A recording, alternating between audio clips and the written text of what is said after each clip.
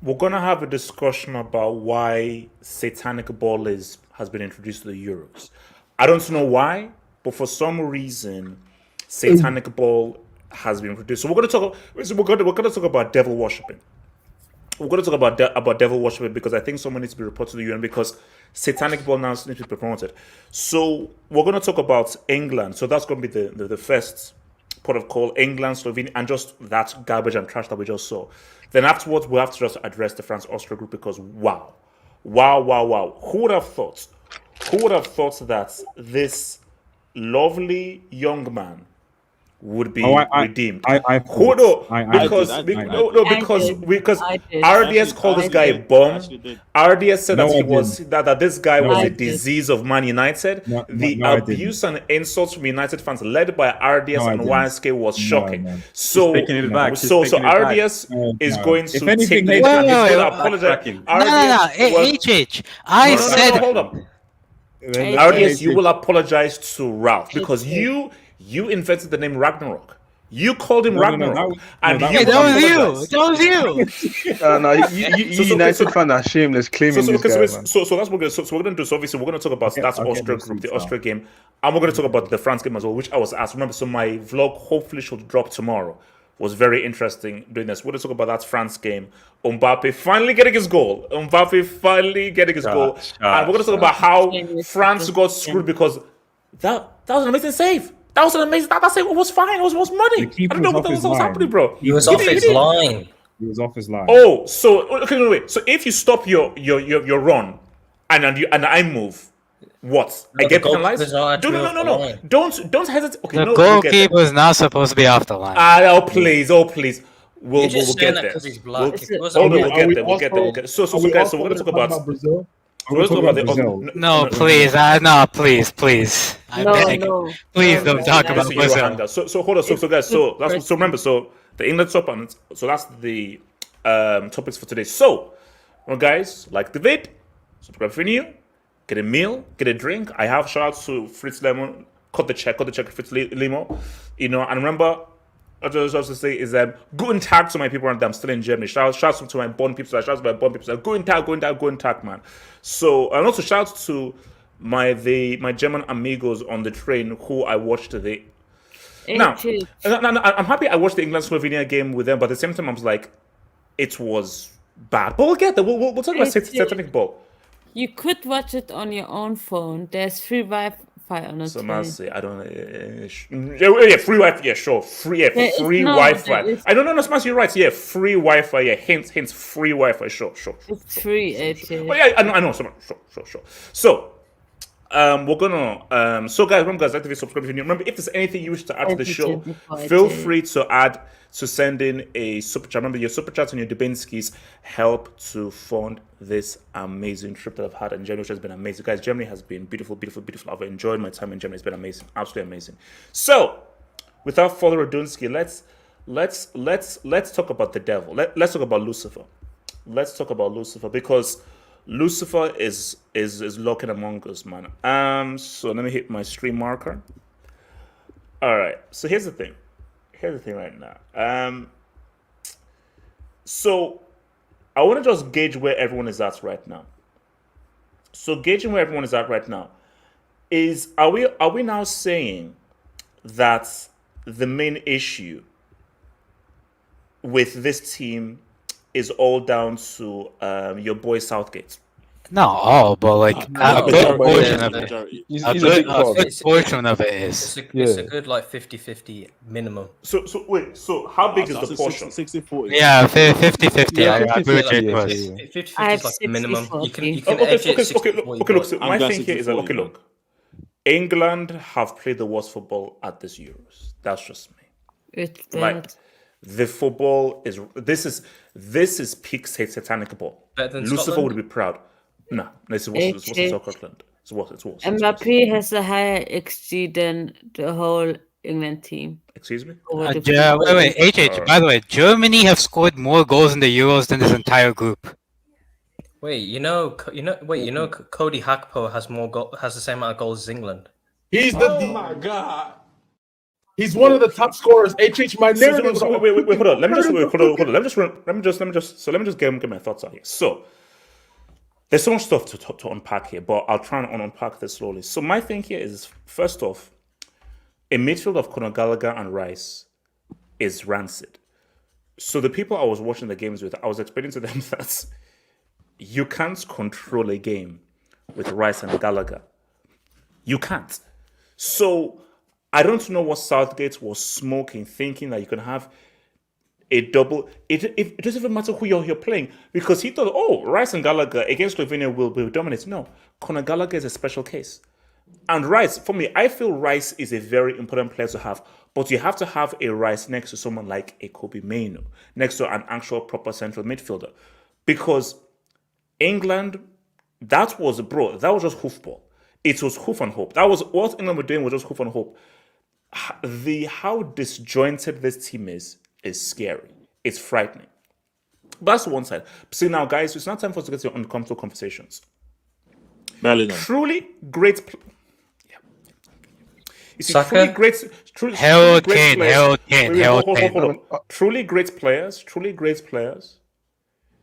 You make it work. Now, you may not look as good as you look at in your club, because your club has. If you play for a big club, you have some of the best players in the world, best managers in the world, and you get to train several times to perfect your system. So really, it's easier. You are cuddled up and you're cradled when you play for that big club that you play for. International football, it's way more street. It's way more real. Foden, Saka, Bellingham, Kane. Maybe you're just trash. I'm sorry. Maybe these guys are just trash. Like, you see, I'm trying to figure this out, because are we saying that it is Southgate somehow is this evil devil worshipper that has just made these guys crap? 100%. Anybody who knows football is that you have to have a system, you have a structure, which is true. But there is a purity of a football. Whatever the case may be, even if the tactics may not be catered to you, the ball is going to land at your feet. And when the ball lands at your feet, there are certain things that you can do when the ball is at your feet. For these players, when the ball is at their feet, they're like, what?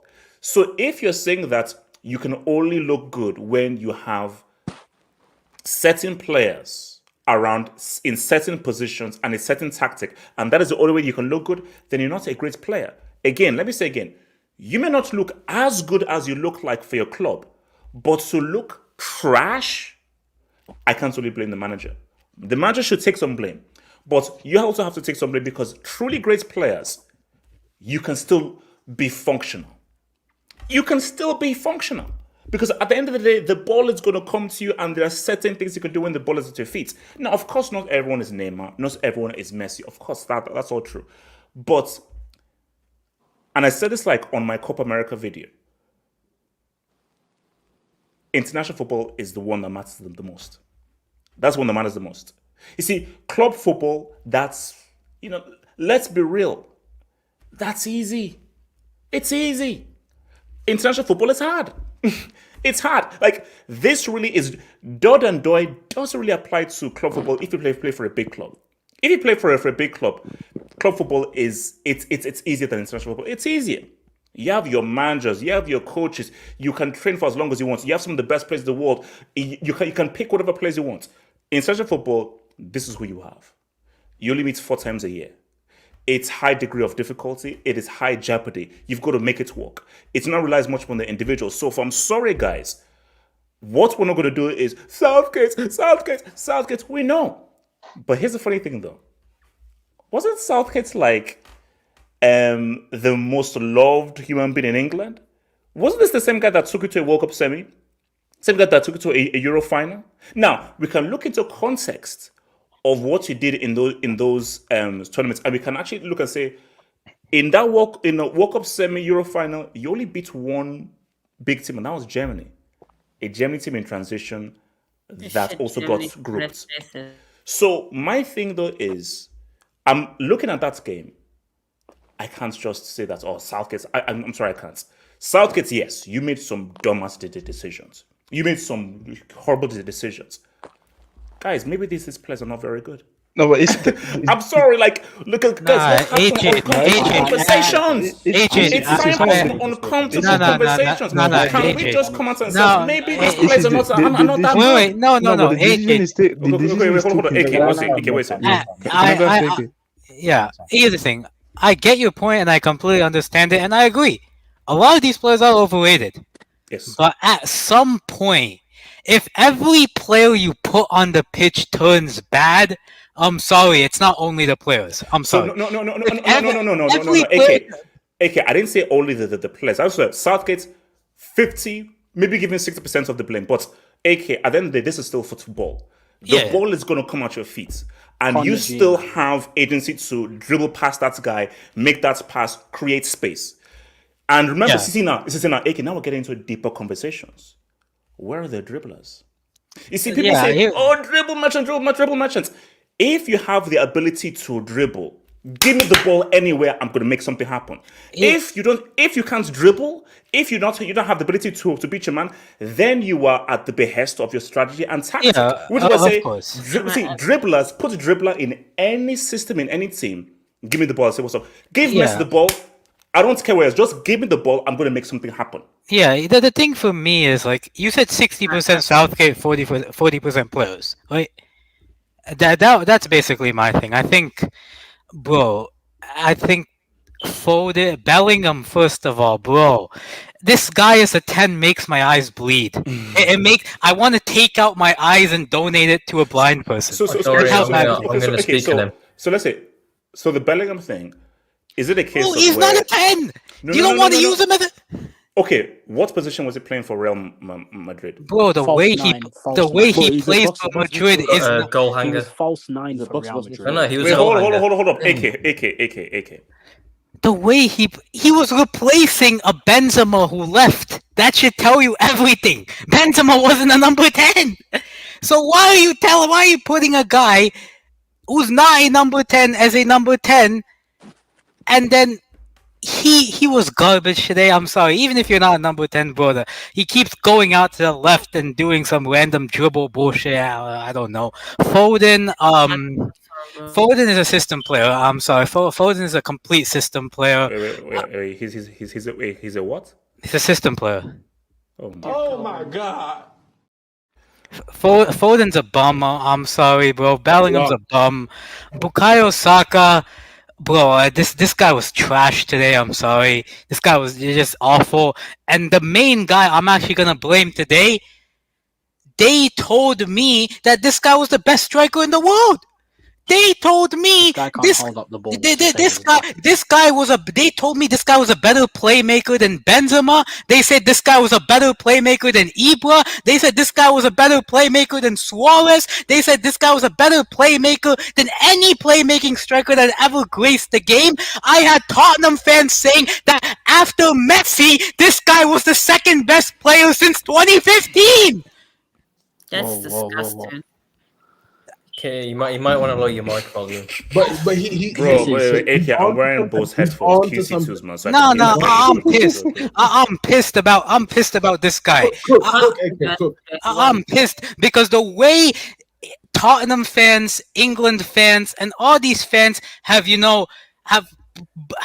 bullshitted about Harry Kane's career, like he's not like he's never won this guy hasn't won a trophy in his whole career, and you want me to put this guy as like among the best strikers in the world? This guy is a long pass merchant. He is a through ball merchant. He's weak, bro. I was seeing Slovenian center backs just, bro. They were bullying him. This guy was doing nothing. This guy was doing absolutely nothing. See, my thing is, I say again, Southgate, you've got to make some harsh decisions because again, Jebediah Kane must be dropped. because you look at because see, you look at Kane right now. You've got two strikers on our bench because you took two strikers. I'm gonna say this right now. I'm sorry. Here's the key thing right now. So you have to understand, Kane can't run. He doesn't run. So because if you have a striker that can't run, that the through ball is never on. The through ball is never on. But with Watkins, the through ball is on. Because that guy can run and he can now make those runs where the through ball is on. So even if, because we're going to get to Palmer. So let's say you now play Palmer. What kind of ball is Palmer going to play to Kane? He can't run. He can't run. Like, And even when you play it to feet, he loses it. I will put this out there right He now. can't hold up the ball to save his life. This was the same issue with when they decided to play Trent in the midfield. I can understand Gareth Southgate's, but if you're going to play it to a struck, you want to play Trent to bring in whipping balls, etc. But that only really works if Kane is going to make runs in behind. In the last game against Denmark, what went wrong is that like you then took Trent off and then put on, I think, Gallagher, and then you put Ollie Watkins on. And then if you notice in the last few minutes, Ollie Watkins was actually making those runs in behind. There was no one actually pinging the ball from him to work. Yeah, So exactly. So it didn't work. No. So it was like, sorry, okay, go on. Sorry, Yeah, sorry. HH. Do you know what they say when somebody says this? I don't know if you know Culture Cams. Like he has a show on YouTube. Very good show. He put out the statement: Kane is physically cooked, and they were saying, he got 50 GA at Bayern Munich. He did this at Bayern Munich. I saw those performances in the UCL knockouts at Bayern Munich. He was garbage. A Fugazi assist to Alphonso Davies will not fool me. The guy was garbage against Madrid. The guy was garbage against Arsenal. The guy showed up in one game against Lazio, and they were saying, he did well for Bayern in the UCL. Samasi can tell you. How did Kane do in the UCL knockout for Bayern? Wait, AK, but are we not counting penalties because HH took them? So I mean, but Kane was The never a goats guy for that's the going to Euros run in goal, behind. So, Max. Kane is not some. No. But the thing, Kenny, though, is that you have propped up someone. So I don't know, it was Zeman. Someone told me months before this Euros that England's best chance of winning the Euros comes down to Kane. That Kane is critical to England winning the Euros, and I said that. You said that. But you said it was Bellingham. No. I said it was Bellingham. I think it was Zeman. Yes, it was Zeman. So I was saying no. Bellingham is critical if England want to win the Euros. It's not Kane. And he said and no. also, bro, Kane is still in. And Kenny, I think it was you as well. Kenny, you agreed as well. Kenny, you. no. Kenny, you said that Kane is England's most important player. it was Ricardo. It was Ricardo. No, because how do you call it? Kenny. The thing with Southgate is that in the past there was clearly a main man. You know who was the best player in the team? It was Kane. They played for him. He was the system, basically. He could do whatever he wants, and then you put players around him like Rashford, like Sterling, that can fit his style of play. Now you decided to change the old stuff for in the last 6 months. Bingo. So now you play now. There's we don't know who the team is built on around. No. Basically, Kenny has I have one last thing. Okay, but real quick to AK. Kenny has hit the nail on the head. Like that is what this is that the team picked itself. And Forget that Calvin Phillips guy. Southgate's most important player was Sterling. Because Exactly. Sterling did so much in that attack for how Southgate wants to build a team, and Sterling made Kane look good. So Sterling and Kane complemented each other each well. So now you now have Bellingham coming through, Foden coming through, Mainu coming through. You have all these guys coming through. Southgate's like, could you play? Because see, it was easy when Southgate already picked the team. Now that they have so much talent, this is the worst thing for Southgate. Because Bellingham is the guy in his team. You can say Bellingham is one of the main guys in Real Madrid. Foden just one best player in the Premier League. He's the main guy. But Kenny, It's that's too a much. big issue because You all need to these guys are of a similar standard. It's not like Mbappe when he goes France. Mbappe is clearly France's best player. Like he's clearly one of the best in the world. These guys are all of a similar standard. None of them are exceptionally better than the other. There's a case to say anyone can be his best player. Sorry, AK, I'll let you finish, but real quick. So, money mates, Foden, Bellingham, Kane, are they the best players in their club teams? No, but that's not the point because It's a question. No, because do you know why the question is important? Because people say, well, these guys are the best players on their team. Southgate, make it work. You have the talent. I don't think they are. I think they're one of the best players on their teams. They're not the best players on the teams. They're just one of. So, because what I'm going to keep on saying is these guys are good. They're not that good. These guys are talented. There's some talent here, but I feel like if we are, because based on what we've seen so far, we are overrating them. I agree. Sorry, hold on. Sorry, let's AK finish this point. AK, finish your point. Okay. I'm gonna say this. You can drop the brick on me, whatever you want, bro. Yeah, let me just England have a better chance of winning the trophy if Bellingham plays false nine than if Harry Kane plays it all. I'm gonna say that's not mad. That's not what I bring. Well, like, and the final thing. The one thing Gareth Southgate has done well for England, his greatest contribution for England, do you know what it is? It's not coaching. It's paying the draw makers. Because how the hell are England on the easier side of the draw after playing like that shit, man? It's projected that apparently they're going to play Netherlands. Most likely. We'll get Netherlands or okay. So hold on. So let me come to money mates then. I'm gonna come to you, Kenny, and then everyone else. HH, I don't know what I saw for 90 minutes. My eyes are bleeding. I needed to wash my face. I feel disgusting. I took a shower after that match. Actually, it was that bad. It was bad. HH, Conor G. I'm just gonna leave it at that. I'm gonna comment on it. No. Even speaking of that, I have to share this because this has something to do with someone in the community. So I think you know this guy as YSK, and this is what this guy just did, and I don't know whether to find this rude or whether to comment him on this. So for people who are listening to this on the podcast or put it on podcast, YSK Jackson puts a bet on players to commit 2 or more fouls. It was under 20 minutes. He cashed it in 20 minutes. And he cashed it in 23 minutes. That's insane. That is insane. I'm not even gonna comment on Conor G. Just leave it at Conor G. Kyle Walker cannot control a football to save his life. This guy has lost his pace, and he's honestly one of the worst footballers. Technically, Kyle Walker can't control a football. There was one time where he had the ball on the wing, and he literally kicked it so far out of play, but he tried to chase it, and he rolled his ankle doing it. Like, it was that bad, HH. Bellingham, wow. He is atrociously bad this Euros. I mean, I think we know why. He done the Skims deal. He's related to the Kardashians, and we know what they do to black men. That's true. That is actually no. That is true. That is true. Kenny don't laugh. It's true. Kenny don't laugh. It's serious, bro. It's serious. We know what that group do to black men. Lamar Odom literally died her basketball career because of those people. Yeah. Harry Kane, I'm actually sick of Harry Kane. Like, Bro, the guy asks for the ball to feet. All right, you're not going to run him behind. Fine, we give it to feet. He can't hold up the ball. You're 6'2", 6'3".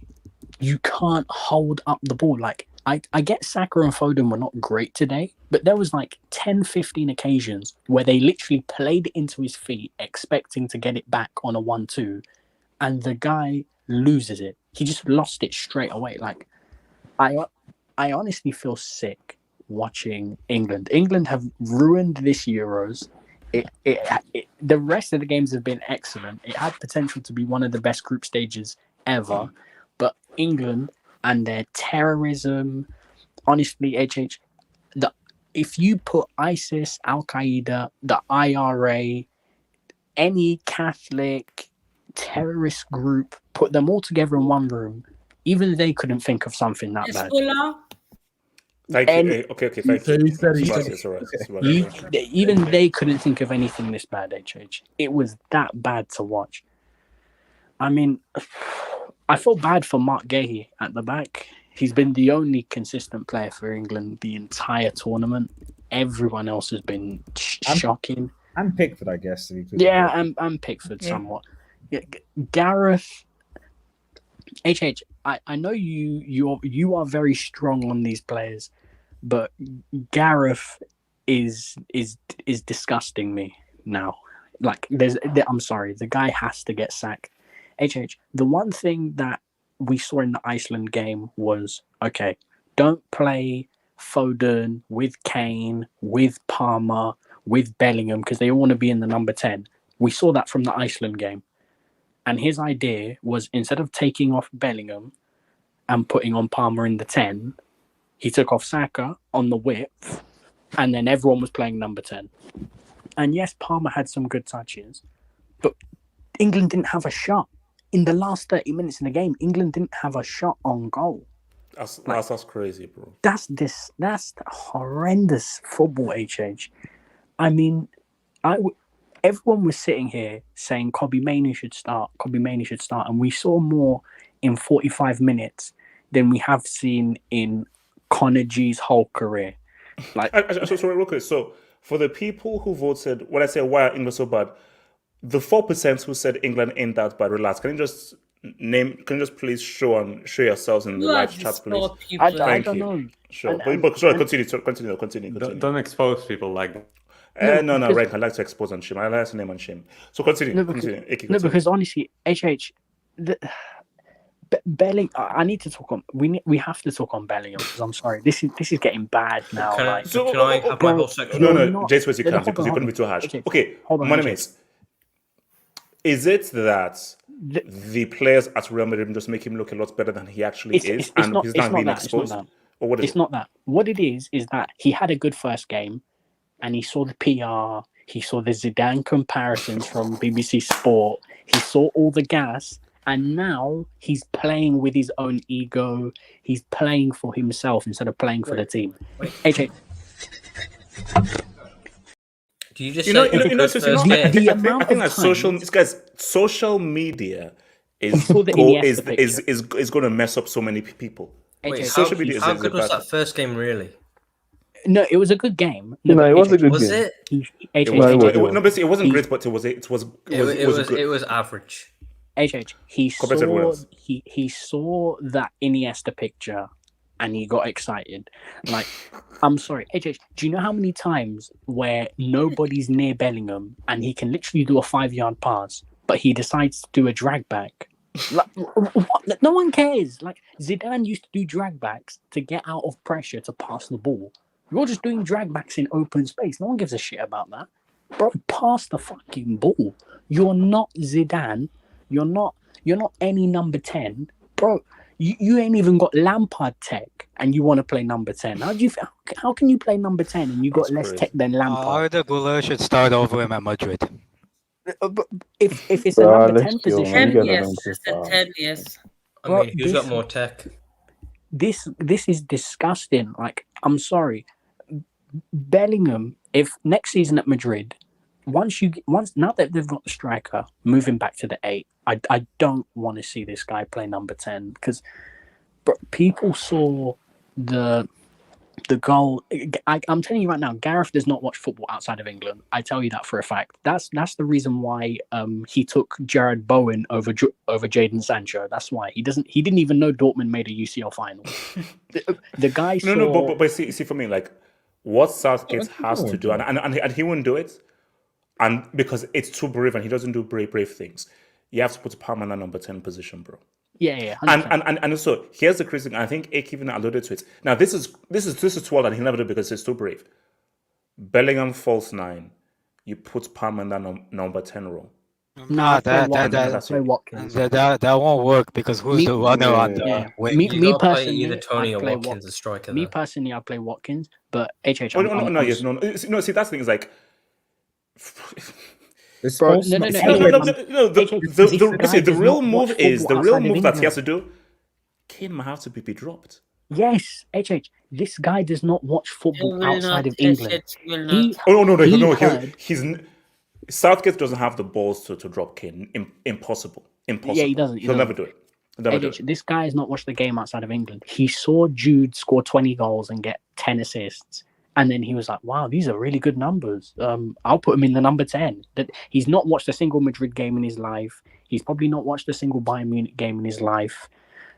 This guy took Jared Bowen, I repeat, Jared Bowen and Eze over Jadon Sancho.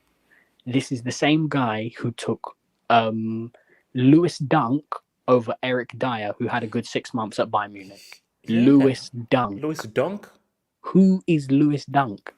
Like this guy is clueless. So let me bring in. So Ardia, talk to me, bro. England. Yeah, I'll try and because obviously I know everyone's going to cook England and stuff. So rather than continue, I'll try and maybe give a little bit of balance / perspective. Okay, yeah, no, that's good. That's good. So the first thing is obviously they topped the group. So I suspect Gareth and the manager will be like, yeah, okay, it was Harambo, but we topped the group, so it is what it is, and we're in a bracket where, quite frankly, they're not going to face Germany, Spain, Portugal, or France somehow to the final. So which I don't quite understand how, but they're going to miss all those teams potentially to a final. Nah, this is Judge. How does he get this easy side again? It's Juju. He's paying the draw maker. It's like obviously most likely Netherlands, then the winner of Switzerland and Italy. Yeah, which and probably most likely Austria in his semi. Yeah, against Belgium or something. Yeah, that top half is this is going to be tough, man. So most of the favorites essentially going to knock themselves out in that respect. The second thing is that just on previous terms of looking at previous Euros, what I've observed is one of the reasons why I don't really take the group stages particularly seriously, bearing in mind that Portugal finished third in the group in the 2016 one and won it, and Italy and England, to be honest, weren't that great in the previous tournament and somehow got to the final. And obviously, they went on penalties. So I'm not going to sit here and say that you have to play the best football, the most attractive football to win this European competition. But it's good to be effective. Especially because, to be honest, like a lot of the in quote top teams, aside from maybe Portugal, Spain, and even then, Germany and Spain have their own weaknesses in the sense of but artists, like, you are sort of right because again, but you're right, but I sort of disagree. So I agree in the sense of 2018 France. That French team were only said what's up when they played Argentina. In those group stage games, they were not very good. I'm talking about the Euros. I'm not talking about the World Cup. I'm talking about the Euros. In the last two European competitions, you had Portugal who won and finished third in their group. You had an Italian team that Chiesa said what's up, but the football that Italy and England played to the final wasn't that great, to be honest. No. Italy were good. Like in that last Euros, Italy played. Especially against Spain, they got cooked. But in those group stages, they were bloody good in those groups. They were okay. But my thing though is that I agree with you in terms of. No, they were good in the groups, and then they played well against Belgium as well. Like that Belgium game was good. It was just Spain that they got cooked. But my thing though is that I agree with you in the sense of like Portugal at those Euros and France in 2018. So teams need to play well. But this is where I disagree with you. England look especially bad. You see, it's one thing. It's one thing to not look great, but just be functional. It's another thing where no, you look disjointed. And also, let's be real. This is one of the easiest groups. But this is what I'm saying. Yeah, but it doesn't matter. They top the group, so it doesn't matter. So this is my point. It's like this one goes. Yeah, it doesn't matter. When it gets to knockout football, it's different. And at the end of the day, they've got an in-quote path to the final that is in-quote relatively easy compared to a team. So what I'm trying to say is it's not me saying that England are great or England amazing. My point is that like I won't be surprised, despite this, especially if they can somehow get something functional to work, if England still somehow find a way to get to a semi-final. Oh, for sure. No, for sure. That's the point. Like so, my thing is that it's true. Like you have to just at the end of the day, they've topped the group. Yeah, they've topped the group, and they have a very strong path. There's only one thing I'd say against that is that Italy side, the Portugal side, they knew what the best team was. England still don't know what the best team is, and it's been 3 games now. They still don't know. But just you might say this though. But again, just by fortune and luck, unless Southgate has a nuke lodged in his brain, he now knows. He now has time to be like, okay, Palmer has to start. Conor Gallagher must be sent back to the streets of Kingsbury, and I actually have to play in midfield. So, it's worrying that it is 3 games here, but I think surely after these 3 games, I think you can come closer to 18. He always does at the third game. Keep saying that, but he never changes. Yeah, he dropped Trent. The last game, this game against, how do you call it, that they just played against Slovenia, that was his chance to actually make changes if he wanted to. Let's be real. He chose the same team. He only brought the likes of Palmer and Bowen on and Gordon on because it was the last group game and they could get game time. It wasn't a tactical setup. Yeah, it's just the way he wanted to do it. So just on the point, yes. So essentially, my point is at the end of the day, whether or not obviously Gareth reacts to it, I don't know. I suspect because I mean, people forget. Clearly, he knows something's wrong because in the game against Denmark, at least I think it was 70 minutes. He actually took Kane and Foden off. So clearly, he acknowledges that something is wrong because he did. For whatever reason in this game, he kept Kane on for longer. I'm not entirely sure why, and I've already kind of discussed how the fact that he doesn't make runs, the passing to etc. It's not working. I would argue actually one of the biggest issues in this England team is the fact that they seem to have zero width coming from their fullbacks or the wing play at all. All 3 games they played incredibly narrow, incredibly for the midfield. So although people are dunking on Bellingham, fair enough, but at the end of the day, like it's. I mean, obviously in the first game against Serbia, they went down to the right. Then Serbia realized that they weren't using the left, and so doubled up. But in the last 2 games, they've just been playing incredibly narrow. Incredibly narrow, So England should be playing or have the players to play like Spain have with Inaki Williams and Yamal on both sides, with obviously Morata getting involved. And the midfield players at least hold on to the ball, as you saw when Kobe Mainoo came on. But for whatever reason, they're not doing that, and I think a lot of that comes from the fact that their width and the wing play is just not good. But again, like I said, the reality is that I know that people. But hold on. But you say so. But who is a better player on the wing, Nico Williams or Foden? Not who's a better player, but who's a better wing player in that position, out wide on the left. Williams, yeah, Williams. Why would Foden? So my thing is that who's providing the support of Man City to Haaland? It's not Foden. It's De Bruyne. De Bruyne is the one that supplies the ball to Haaland to get the G's. Pretty much that when De Bruyne is not playing, then Haaland. What does Haaland do for City? It wasn't Foden that was supplying striker. So why would Southgate think that? If you're going to even do that, you should have taken Rashford. At least Rashford and Kane have linked up in the past. Yeah, it's not haunting, but it was baffling that you didn't take Rashford because again, especially when you're now in look at the situation you're in right now. This would be perfect for Rashford. Come on, give me something. France game in the World Cup, even though obviously they lost because Kane missed the penalty, England were actually the better team, and partly because when Rashford excel played, but anyway, because I want someone else to speak. The fundamental point is that I don't I don't necessarily think that there's been that many, aside from a few exceptions. Most of the teams, to be honest, the supposed favorite teams have been average and not been great. France, we should also be talking about the fact that France with Mbappe FC somehow finished second in the group. Oh no, we'll get there. We'll get there. That's I know we'll get there. I'm just saying. We need to talk about the fact that whatever you cuss about England, at least England have scored 2 goals from open play. France have scored 2 goals. One goal was an own goal, and the other was a penalty. So France have scored 0 goals from open play. You know, so to be fair, France created some chances. Like France created chances. I don't They care played about harder teams as well. Yeah, France created chances. It's just their finishing, to be honest. Yeah, no, I appreciate that. The point I'm fundamentally trying to make is that, like, with exception of possibly Portugal and possibly Spain, most of the teams honestly haven't been that great. England have topped the group, you know, and they've naturally they've got a chance when it gets knockout football, you know. So it's simple as that. Let me come to Kenny, then I'll come to your rank. Kenny. Can I talk after? Yeah. Kenny?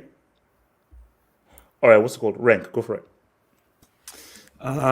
So I think that there's not really much to say that hasn't been said for the last couple of games for England.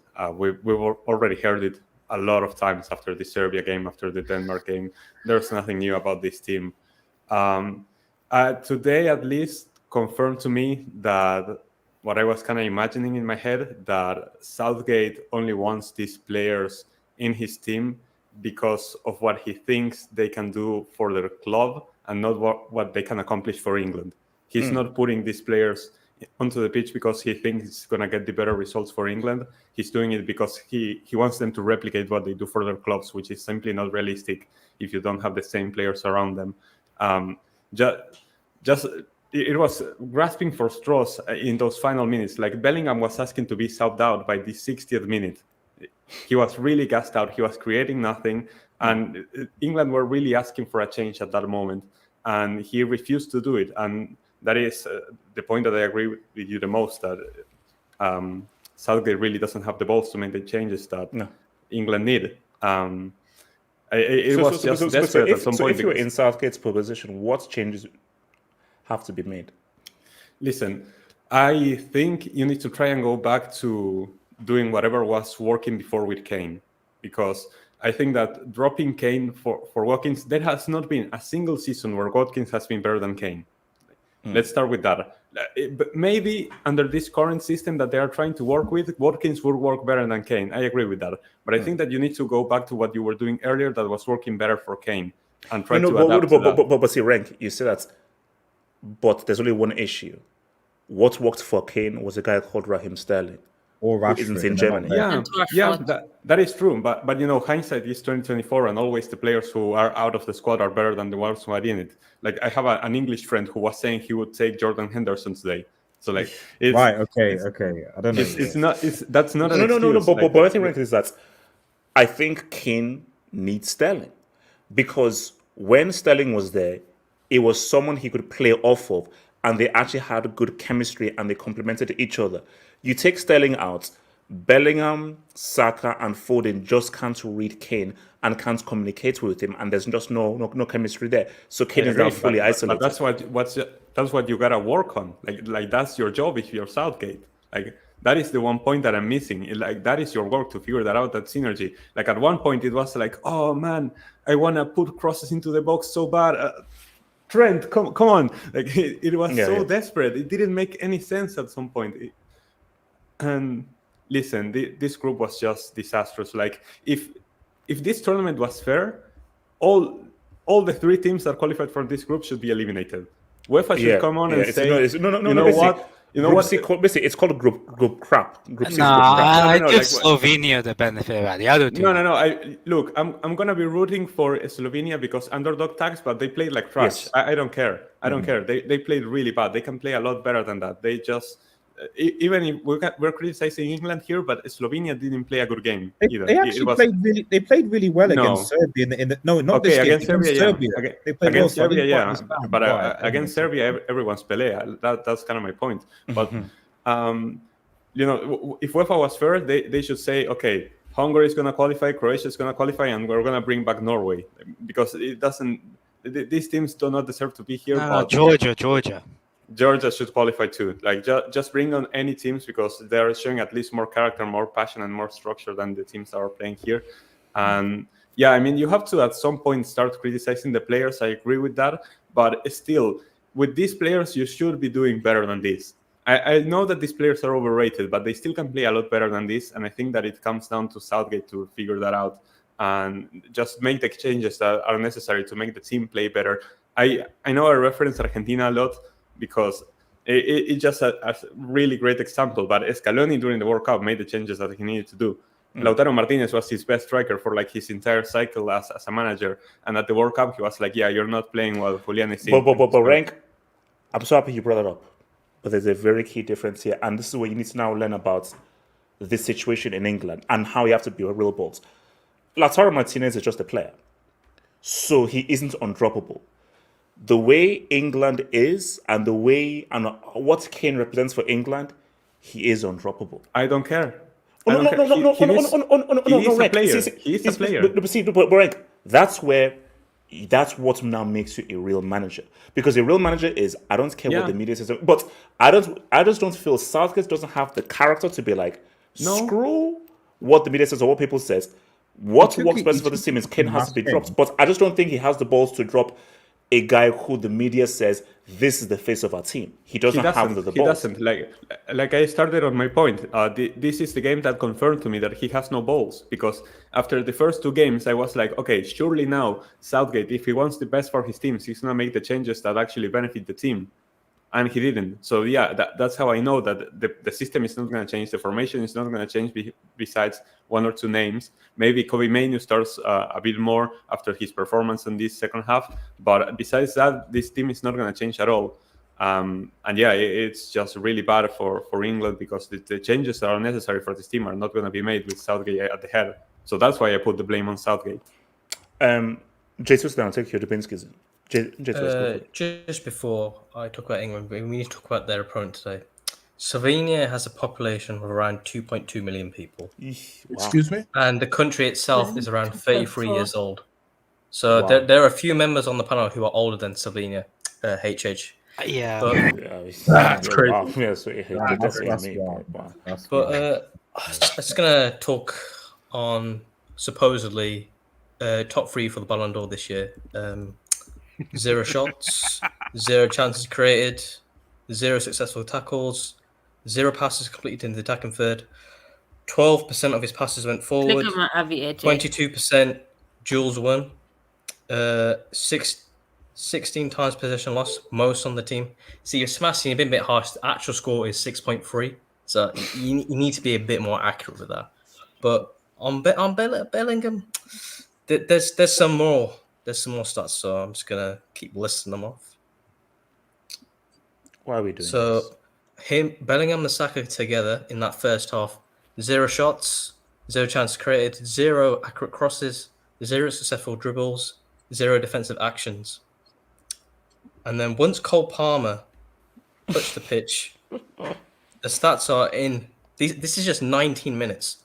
1 shot on target, 12 out of 12 passes completed, 0 chances created, dribbles 1 out of 3, crosses 0 out of 2. So just in 19 minutes, he did more than Bellingham and Saka together in the whole minutes they played in the match. Was probably combined as what you're saying about at least 150 minutes maybe, because Saka got substituted a bit early on. But I mean, 5 points in a group of Denmark, Slovenia, and Serbia. 5 points, 1 win, 2 draws. 2 goals scored. Terrible group. I think. Wait, hold on. So 2 goals have been scored in the entire group? No. There's 8 goals in the entire group. 8 goals. Yeah. I think own goals. He's nearly caught up with group crap in goals because I think he 70. J2S, how many goals has Germany scored? Germany scored. They scored 5 alone in that first game, so they got 5, 7. They've scored 8 goals. They scored the whole of Group C. Wait. How many goals? So 8 goals were scored in total in Group C. 8 goals. I think we have 9 because. I think. Am I right in thinking only 1 game in Group C was actually won? Yeah. And the rest were all draws. England versus Serbia. Oh, Jesus Christ, man. Jeez, I mean, And some, it's gotten as one of the worst groups in any tournament I've ever seen. yeah, and It's and my touchy thing. somehow they've gone on the easier side of the bracket. Like I don't know how England do it. I think that's their best achievement throughout the whole cup competitions for the past few years, getting on the easiest bracket of World Cups and Euros. You say easy because we assume that England are going to improve as it goes on. If these guys play like how they've played in this group, in what I feel has been the easiest group. No, because they might play Slovakia. Like, what are we saying? What if they play Slovakia in the quarterfinal? Wait, what are we saying then? Wait, No, Group E. That's If Hungary, Slovakia, Ukraine, Belgium, and Romania. Hungary, like round of 16. Look, but I'm saying quarterfinals on the way gets real. They could see get Netherlands. Yeah, I know. Yes, we don't know. If Hungary gets grouped, they play Group E. If Hungary gets grouped, they play Group E. If they do get Netherlands, I'm telling you right now, England beat Netherlands. Like, they do. I'm seeing Mullen. Like, I mean, that was a classic finish from Mullen, though. I know. No, trust. We'll get to Netherlands. Trust. It should finish because it's wrong side of the net. So is the biggest issue for England Southgate, or is there a deeper issue? Is it just Southgate being a brick? It's not just the manager, because this is typical English mentality, right? If we change the manager, we've got all these world-class players, right? I'm hearing people saying, like, at TalkSport, I think someone said, "Oh, let's go get Klopp." I'm like, in what universe? I think I had people said, "Oh no, just goes give it to Klopp," and it's like, "Yo, give it to Pep. Give it to Pep." No, like Pep wouldn't. Imagine if you told Pep that. Yeah, Pep, coach England. Oh, by the way, you have to have a Rice and Gallagher in this team. Oh, by the way, Kane has to be your striker. You know who's available? Who could do it? Who could come in? Who's available? Get your old boss. Why can't he come? Graham Potter. Potter's available. Why not I thought you were going to say Pochettino. No, I thought you were going to say Pesaro. I thought you were going to say Pesaro. No, but would be better than Southgate. Let's be real. This is we have to actually examine English players. Are they as good as they're perceived in the media? So that's what I keep on asking. Harry Kane is supposedly world class. He's top 3 strikers in the world. How does he go to Bayern Munich, who won 11 leagues in a row? I know it's not all on him, but they still end up the season trophyless. And in the big games, where was he? Where was he against Real Madrid? He scored a penalty. That's it. Him in the quarterfinals and the semifinals, it was penalties and inshallah. That's what it is. It was just penalties. And don't tell me about that Fugazi assist. Like AK hit the nail on the head. That is not an assist. That was like a 2. That's like saying Busquets got the assist. We're not doing that. All. That was an amazing shot by Davies. Let's face it. Then we've got to look at Foden. Is he the main guy at Man City? No. It's KDB or Rodri or Bernardo Silva. See, and that's mentioned because people say, "Oh no, Foden won best player." Because Foden won best player of the year, they now feel like this guy's amazing. He has to go because and that's just the wrong mentality. If you watch City, Foden is very important. KDB is more important. Rodri is more important. Bernardo Silva is more important. Yeah, and then we got to look at Bellingham. Like he had, I think we need to split the season in half. The first half of Bellingham's season, that was amazing. The second half is where it fell off, and then we saw what did he do in the Champions League? He didn't do anything. He wasn't the main player. Yeah, he was carried by Vinicius. Yeah, exactly. We'll get into Vinicius maybe later, but oh my god! And then the guy has suffered enough one day after calling him. I mean, thank you. I mean, I think the stat is out there. Foden and Vinny combined for country have 7 goals in about, I think it's 70-something games. Oh my goodness! That is disgusting. Okay. Can I just ask something? So. And I don't want to go there and everything, but let me just put that there. Does Raheem Sterling have a song amongst England fans? Is there a Raheem Sterling song? No, I believe he does. He probably does. What song would they give him? Reggae music? Yeah, no, but think that it's probably some racist song, man. Okay. He's busy. The fact that we don't know a Sterling song, but my thing is that, bro. Every time I go to the train and everything, I always hear a Foden song. And my thing is this: Sterling was voted the best player at those Euros. So he has several games where he's been amazing for England, up to the point where you were in a team of the tournament. Has Foden ever had a great game for England? HH. No. Friendly against Iceland 2 years ago. Artist. I'll give you one better since you're going racial. Aside from Pickford, can you give me a name of a white player that's had a good tournament so far on this England team? Relax. Maguire. No, I mean in this tournament. No, in this tournament. So I think Stones hasn't cooked. Rice. Stones. You're not criticizing. I'm just throwing names. Wait, did you say Rice? Is Kyle Walker mixed? I was throwing names. Okay, wait, hold on. Let me quickly take some Dubinsky's guys and I'll get back. So shout out to your boy Thunder who says Roy Hodgson Southgate. No way. No. Let's no. He was trash. Hodgson was trash. The guy got grouped by Costa Rica. Let's go. I don't have any. Got pieced by Iceland. England looked sluggish today. It's as if they ate an imported feast of Nando's before the game. Lever thought he was in Barca dancing on the beach. Wait, is this Calvin's a hero? Wait, what is this? No. I don't have. I know it's a different. I think it's not. No. Stop it. England were not sluggish. England they played Satan ball. See, sluggish. That wasn't sluggish. That was Satan ball. The formation was 6-6-6. Yeah, 6. That was 6-6. That was a Lucifer ball. It was trash. Shout out to 15 UCLs. Why is Deschamps playing with 3? Well, we're gonna get there. Zidane. It's time.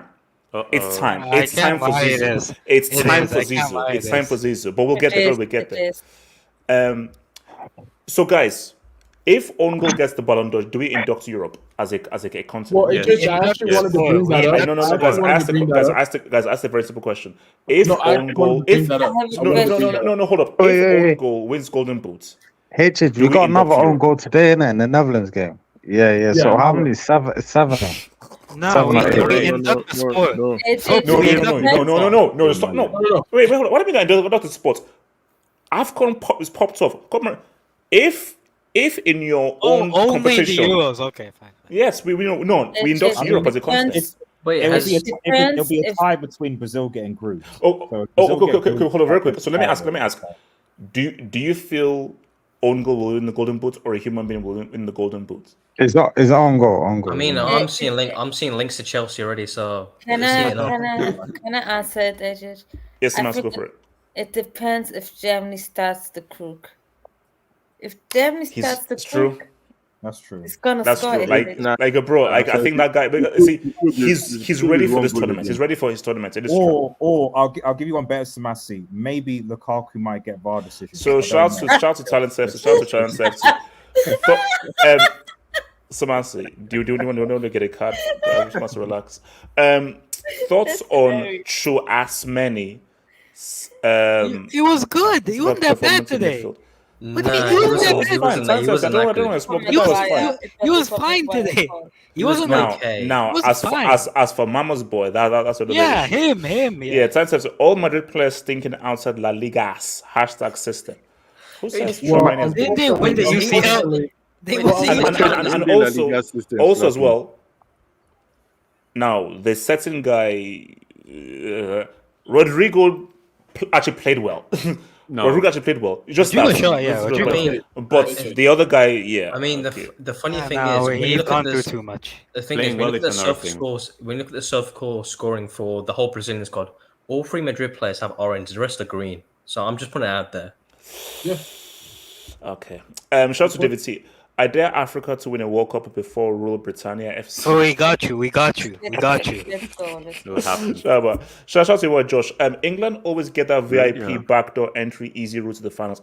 They don't have to play Germany, Spain, Portugal, and France at the final. They meet Holland. Okay, see, let's stop this right now of the easy path. Yeah, because this connects to our next topic. The world has changed. Yeah. The world actually, this whole thing, big team. Because Austria have just showed that, wait. England, don't sit there like, yeah, we're England. And do you know what's so funny? England, you're not a football heavyweight. You're not. Not They played Austria, Germany. not They Austria. played Rangnick. Germany. Rangnick. Let's No. get it correct. Rag. That's so. My thing though is That's that what Ralph. for England, bro, we just saw England struggle against Serbia, Denmark, and Slovenia. In all 3 games, they struggled, and they made it hard work. So, basically, whoever they're facing, it's going to get even harder for them. Imagine So they're Declan going to Rice against the Austrian press. Zabit against Whoa. Zabit. Imagine cocaine against the Red Austrian Red press. Cocaine. Shots Wink.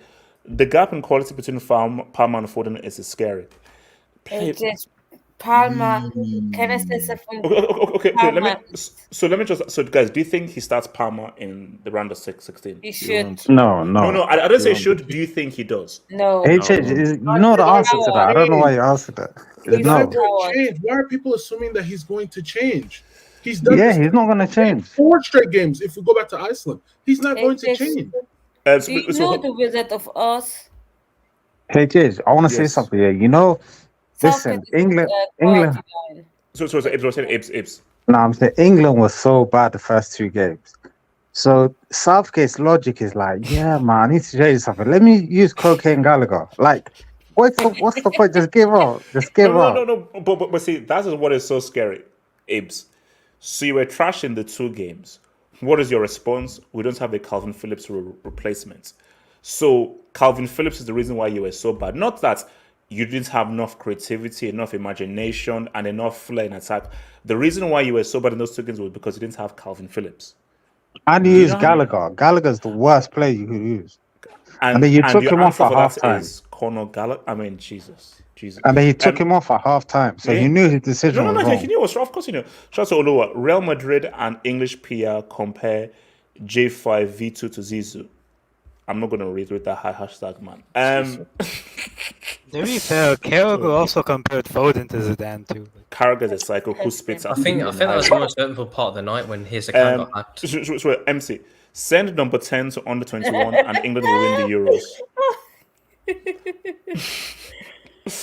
That was best so.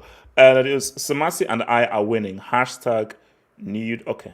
What the hell? Okay. Welcome back to let's go. Just besting.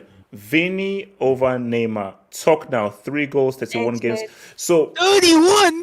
No. Okay, now rank. I don't know whether rank. Do you know of Just Besting and the history on this channel?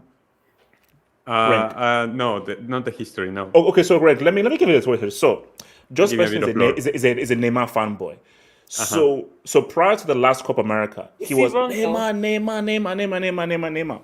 So as we built up to the Copa America final, I was like, man, I didn't have a chance they could do it. And he was like, man, there's no way. But remember, this was prior to Messi ever winning everything. There's no way. It's like, best, you just never know. You just never know.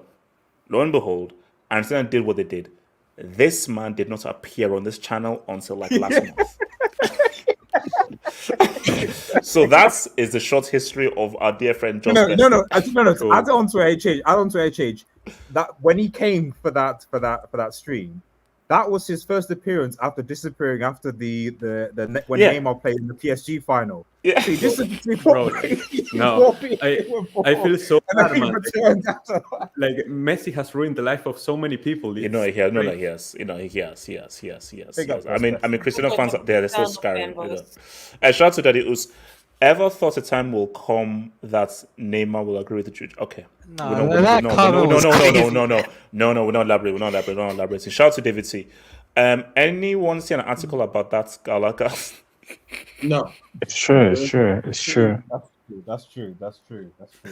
Okay. Do you think Gallagher plays another minute at this Euros after what he did in our first half? No, I hope not. Wait, no, he's gonna come off the bench. He's gonna be the solution. He's gonna be the savior in the round of 16. He has to play. He has to play. He's gonna play. It's super. He'll play main from now on. He's gonna play anyway. Shout to Kelvin's a hero. You need to come to a conclusion. Just as Foden, Vinny is good because of Madrid's system. Wilton is right. International football shows what. Oh, do you know it's so weird whenever he writes a normal dub that isn't a joke. I was like, okay, wow. So Wilton is right. International football shows. No, look. International.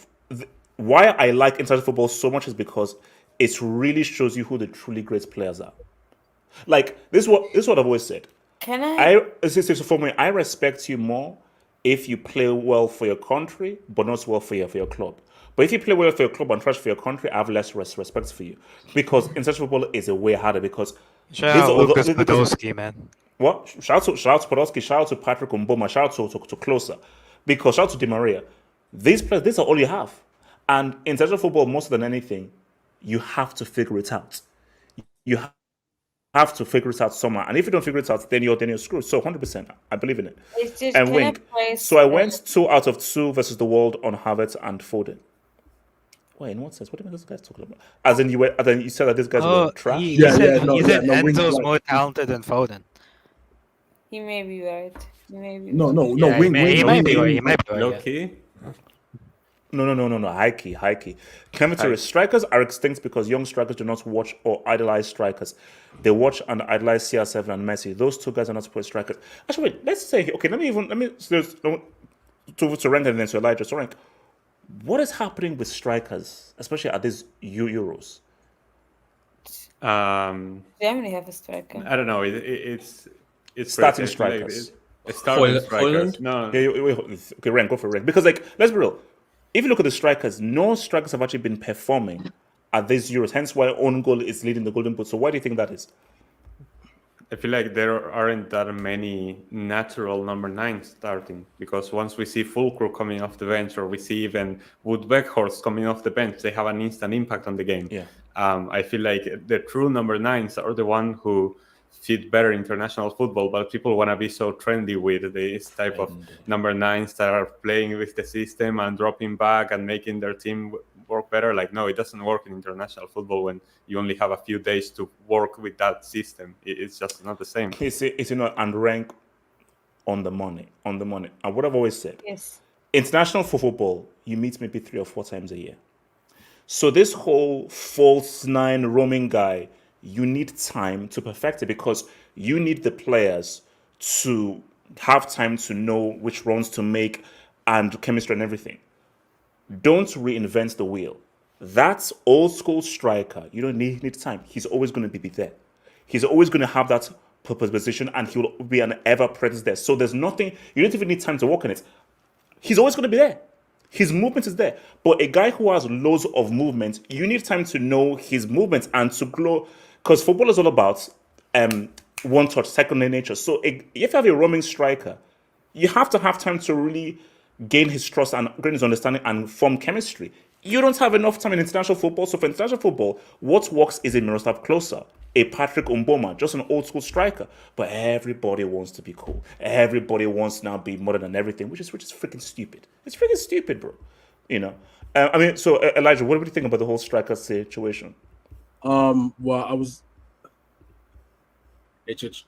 Unfortunately, strikers don't necessarily because everybody's playing in the system. Strikers don't exist. I just want to put that out there. Strikers legit don't exist.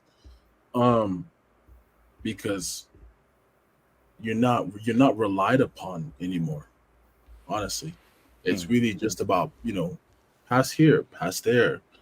Hold possession, pass here, pass there. Oh, I see something. Then you loop the ball over the back line. And then hopefully, if you have somebody like a Haaland, maybe a Kane, then one touch goal. But in terms of like strikers being able to, the ball's at their feet and they go and create something of their own, no, those guys don't exist. And I'm going to say also with the... To be fair, if you saw the way Lukaku played against, which was it? Was it Romania? Romania, yeah. But that's what I'm saying. No, he didn't score. That was sorry. Go on. No, what I'm saying, no, that is. I'm not saying that like the position is gone, but I'm saying that I should have been a bit more detailed. But what I'm saying basically is the coaches or the managers or the systems have killed the art of strikers. And also, it's something that you can't teach. It's an instinct. It's really like that striker's instinct is something you can't teach. You can't teach it. You should watch the Fulcrum interview, his reaction to his goal, how he explained his movements, what his thoughts were. Havertz doesn't have it. He does have it. See, those things of that's a striker's movements. That is something you are born with. Because hence why those kids, whenever when I picking positions and everything, so those kids who just naturally gravitate to being a striker, they just have that knack of like, I just know where to be. I can anticipate the move. The same with poachers. Like when I played, I played striker. I was up front. I was just a poacher. I wasn't the most gifted and skilled person in the world, but I do know where. He was literally this guy. Wait, I was literally just standing there. Yeah, I literally just stood there. And if it came, I'm like, oh, okay, this is my chance. But even that, the idea of just standing there and just waiting for the ball to come to you, I don't think we see that much as often. No, and it's not, and I think that is why like football is a bit weird now, because you don't really have any of those kind of let's even keep it with the comeback. Kane isn't really a throwback striker. He's trying to come in deep into number 10, linking play. Hey, bro, just strike, be there, make runs, be in position. But he wants to do so much and wants to be involved so much that you're actually getting in the way of all the guys in the freaking team.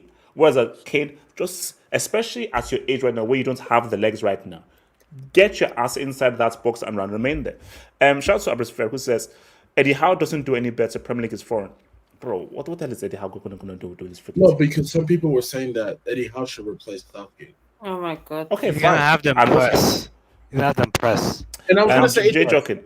Remember for one, is Jude even better than Loftus-Cheek or Ross Barkley?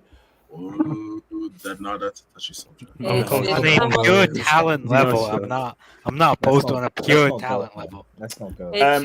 English Talents FC, who pays with Canadian dollars, make it make sense. Easy side of the draw, baby. Euro 2024 champs. Did you know what's wait, imagine if England actually win these Euros. No, that's what I actually put that in. Because imagine if England win these Euros and we now rewind back to this whole thing afterwards. That would be crazy. I think I said that our RDS's watch along. Yeah, and we're gonna get to the Netherlands thing. Oh yeah. No, and also, Samantha, right now, if England win these Euros, Samantha starts making friends with English people. They're not living in Germany, bro. These guys live in Germany, bro. No, guys. Let me tell you right now, because I'll probably post a video afterwards. I went to Cologne yesterday. I went today, today I was passing to go to the dome, but yesterday I was there. RDS, J2S, they turned Cologne into South End. That wasn't the guys. They turned. I was looking to say, bro, every pub was taken over by English people. I was like, guys, this is ridiculous. The amount of English people I saw in every single. I was like, this is ridiculous. I mean, it's actually. Hey, Jay, I remember that vlog. It's what saying? I remember that vlog you did. I was a bit scared for you there. What the No. Let's try that. It was. I was like, am I in Germany or am I in the South End? I was walking through these pubs, and every single pub was English people everywhere. So honestly, for these players, I don't think you understand the level of support that England gives you. Because guys, remember, Belgium, Switzerland, Poland are neighbors. So England, you need to cross the river to get there. So, but the amount of English people there are in Germany is, and guys, you know why though? There's nothing that England will want to. The English people that would give, let's see, they would give their life to win this trophy on German soil. They would give their life. Wait, Churchill. If England, Churchill is going to present them with that damn trophy. Wait. If England do win the Euros in Germany, are we putting back up the wall? Potentially. Wait, No, but I think that's why everybody's here, because of Foden and the guys, but they're like the team is so positively talented, but it's in Germany. Bro, there's nothing England that's win this Euros on German soil. Bro. Wait, guys, I'm telling you right now, and England, I don't think the world can handle an England-Germany final. It can't. No, it can't handle Wait, HH, I have a question. Can we talk about Declan Rice's interview after the Denmark game? No, the guy was saying, "Oh, we're gonna make you proud. These pundits know nothing. These pundits know nothing." Oh yeah, the pundits against look at this. Shout out to your boy Doug. Thank you for the dog, man. I'm Daddy Oos. Toby probably thinks own goal is a real person. What do you mean? He does think. Oh no, And guys, this is no joke. 100%, he has inquired about his own goal. 100% he has. 100% he has. And someone said, Todd, it's not a real person. Oh, But HH, 100% he Can you asked highlight someone Joshua's No, no, an no. own goal. comment? What he said is that own goal is not under 25. So yeah, relax. All right. Kevin Turo, Southgate is clever. He won't play Menu, Palm, etc., but he will use them on the penalty. So if they miss Southgate, will escape. Shut HH, up. you know what's Shut also up. crazy? That's Shut up. Speaking of Southgate, there's a wild stat about him in group stages. Ever since how? he's taken the job, he's only lost one game in the group stage. Oh wow. Dog. Nah, I don't know what that is. I'm not gonna say it. So all right, because I'm not sure what that is. Okay, shout out to Dog though. Joshua, Kane moves like a lorry on a dual carriageway. Bro, the guy is he's so cumbersome. Is the guy really 32 years old? I think he's like He's 62. the guy 60. Just I don't. Oh, you know, hold on. I don't care about 21. You said a PDF. That's crazy. What? Josh Beston, of course you do, because before the final, you were clowning Messi that Messi had no chance to beat Neymar in a Copa America final. And once Argentina won, you went ghost. So of course you cared. If you didn't scare, why didn't you turn up to the post-match hangouts after that final? So obviously you cared. Shout out to your boy Thunder. Astrid Wet is England's. Yo. There is Let it cook. Three satanic performances. She was wearing the jersey before. No, but she got kicked out after the Denmark game, shouldn't she? No, but HH, let's keep it real. She is also Nigeria's downfall as well. Okay, thank you. Okay, so 50 details. Strikers, wingers are required to press and drop deep. You see, I hate football. But that's not really bro. Here's my thing right now. I hope that this is just a wave. I hope a trend. I want us to go back to specialists. I want us to go back to a striker who is a specialist as a striker, a number 10 who is a specialist as a number 10, playmaker who is specialist. Let's go back to specialists. This crap where a striker is not really a striker, but he also presses well, and screw that. This is called football. Make it work. And in football, it isn't one size fits all. So this whole thing, it's messed up, man. So who else wants to touch on England before we talk about how Mbappe got screwed over? I was gonna say Elijah. I want to speak after that. It just there's something I don't know. First of all, can you put on my AVI? Put on my AVI. Oh yeah, I remember this dude. If you've seen this movie, he was Southgate before Southgate. Never wanted to change. Never, he always stuck with 4-4-2. Never wanted to change his ideas. He was playing 35-year-olds from League One. Still manages to finish third in a World Cup. I'm just saying. Search up the movie Mike Bassett, England manager. You'll love it. But this is Southgate. Like literally, if you're an English fan, everybody wants him sacked tonight. The French media were laughing at him. I watched a video on L'Equipe. They were laughing at him during the debrief. It doesn't make sense if Group C has 3 teams, 8 goals total, and Slovenia went through, I guess somebody told me because of disciplinary points and it's called fair play. It's called fair play. Yeah, fair play. Yeah, that's how Senegal got screwed over at that World Cup in 2018. I just think, me personally, change the damn format. It just doesn't make sense. Again, for me, that's what, for me, I'm sorry. Make it first 2 teams go through. This third place thing is you guys do know that the World Cup is copying this, right? Oh my God. I know, which is stupid. This is stupid, yeah. No, this is a competition. How can you go through finishing in third? Bro, it's a competition. There are 4 guys in your group. So basically, there are 4 teams in your group, and you just finish just above the last place and you get to go through. That's trash. Thankfully, there are 4 guys in your group. First to go to the next round. No. But we know what it is. Stage game, though. But guys, come on, guys. Let's use our brain.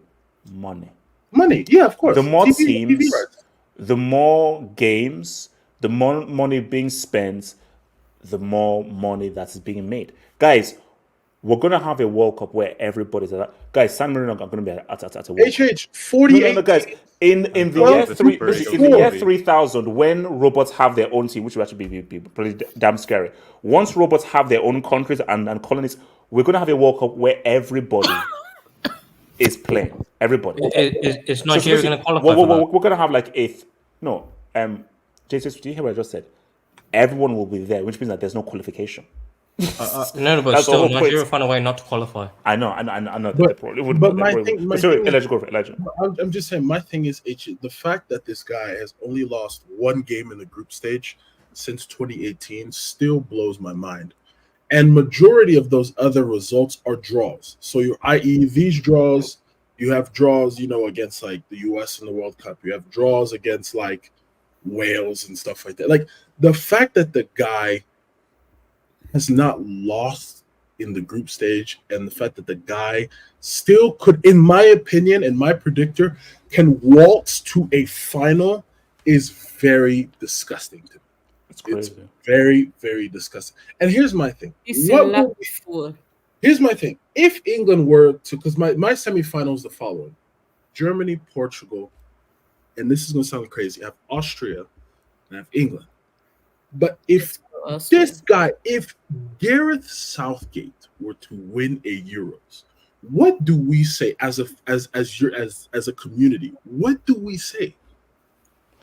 Induct No, the Euros. place. No. Look, if that happens, basically, everyone that insulted him, you're gonna look real bad. Like, let's look. If Southgate leads England to this Euro, and guys, let me be real right now. England can win these Euros. And the reason why England can win these Euros is that I'm looking at these Euros. There is no team that is unbeatable. Spain. There's no Spain are beatable. They are. So no, Spain look really good. Spain do not look unbeatable. Spain. You know what happens? You know what's the deal with Spain? They have weak links in the two most important positions in football, which is goalkeeper and striker.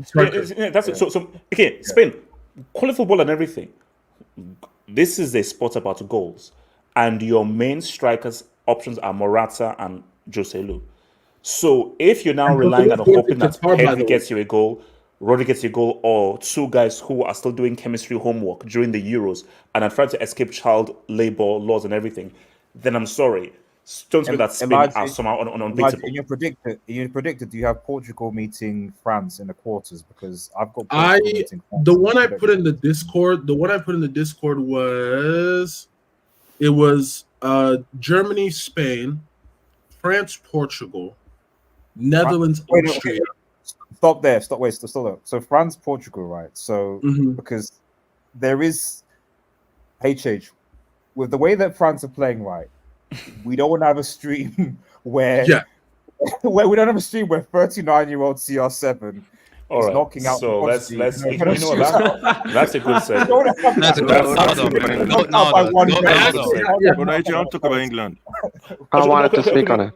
No. Wait, don't let Liao dunk on France. Let's segue into France and then we'll circle back to England. Let's segue into France because we need to give France and we'll come back to England. So Maguire. So guys, I was at that Dortmund game, man.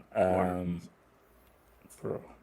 I didn't watch the game. How did so Poland bad. get a pen? Hey, how does it feel to witness terrorism? Maguire.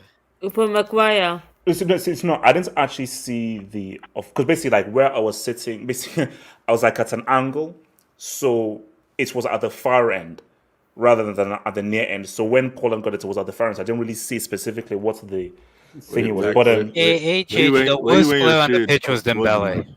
Where you wearing the shades? Gatlock, are you crazy? Heck no. I was just wondering. You don't want anybody to notice. So basically, Hey, you witnessed terrorism live. No. So bad. But look, no, guys, no. It was borderline terrorism. No, it wasn't satanic though. Like England, that is satanic. For France, because I think even it came in the pot.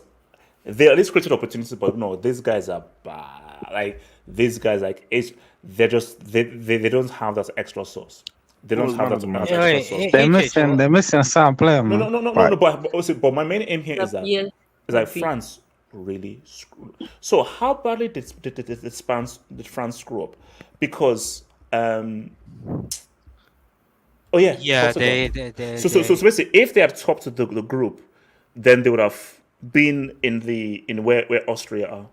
Well, technically, the group have moved at least what 6 times RDS during in 30 Yeah, minutes. yeah. It was stupid. So who's in Group E? It's Belgium, Belgium. Ukraine. That's Belgium Belgium. only on 3 points. Belgium, The group that is all on 3 Slovakia, points. Belgium, Bro, Romania, guys, these guys Slovakia, could very Ukraine. the way Belgium operates. These guys could very easily face Belgium, bro. No. Or it could get grouped. It's one of the two. No, RDS, you have to speak on this. So RDS.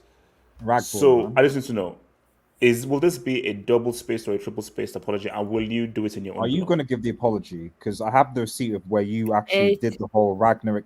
There's Yeah, actually yeah. thumbnails. Guys, in the chat, you can go back to thumbnails. I actually want an apology I did too. it. No. Where you can actually see. That's comedy tax. That's comedy. I tax. I hate did you it for remember. comedic The elements. streets remember. The streets I did remember. it for comedic Streets elements. remember. Don't do that. Streets Don't do that. I remember, did it fam. for comedic The streets elements. remember. So listen, I said several times. I was one of Ragnick's supporters, was at Manchester United, because if anything, for him Me to too. at least be a director of football or whatever, back because his scouting and his ability to recruit well was well known.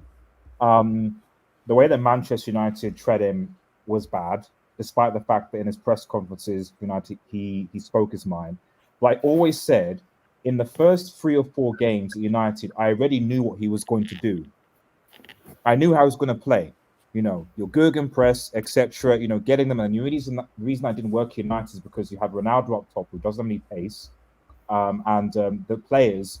He didn't have them pre-season, so obviously couldn't, get them, coach them to sort of up to a level to do so. So obviously they did it for a few games, got tired, and couldn't do it again. The point, though, is that this man, bearing in mind that it was the last Euros, where the Netherlands actually cooked these guys. They actually cooked Austria, if I recall, because they met in the last Euros. They did in the group. In the group, exactly, and Netherlands cooked them easy, and it was Frank de Boer. Frank de Boer cooked these guys. Frank de Boer is nothing as a coach, but he got it. Rangnick has completely transformed this team, and Austria, deservedly so. To be honest, they were unlucky with their own goal. Because you're going to keep this stack. If it wasn't for their own goal, France are not scoring past Austria, and they've only had 1 goal out of the 3 games. Austria. Wait, what's the name of the France keeper? What do I always forget his name? Mignon. Mignon. Mignon, bro. Mike. Like that save he made against Austria was amazing. That 1v1 save. Mike.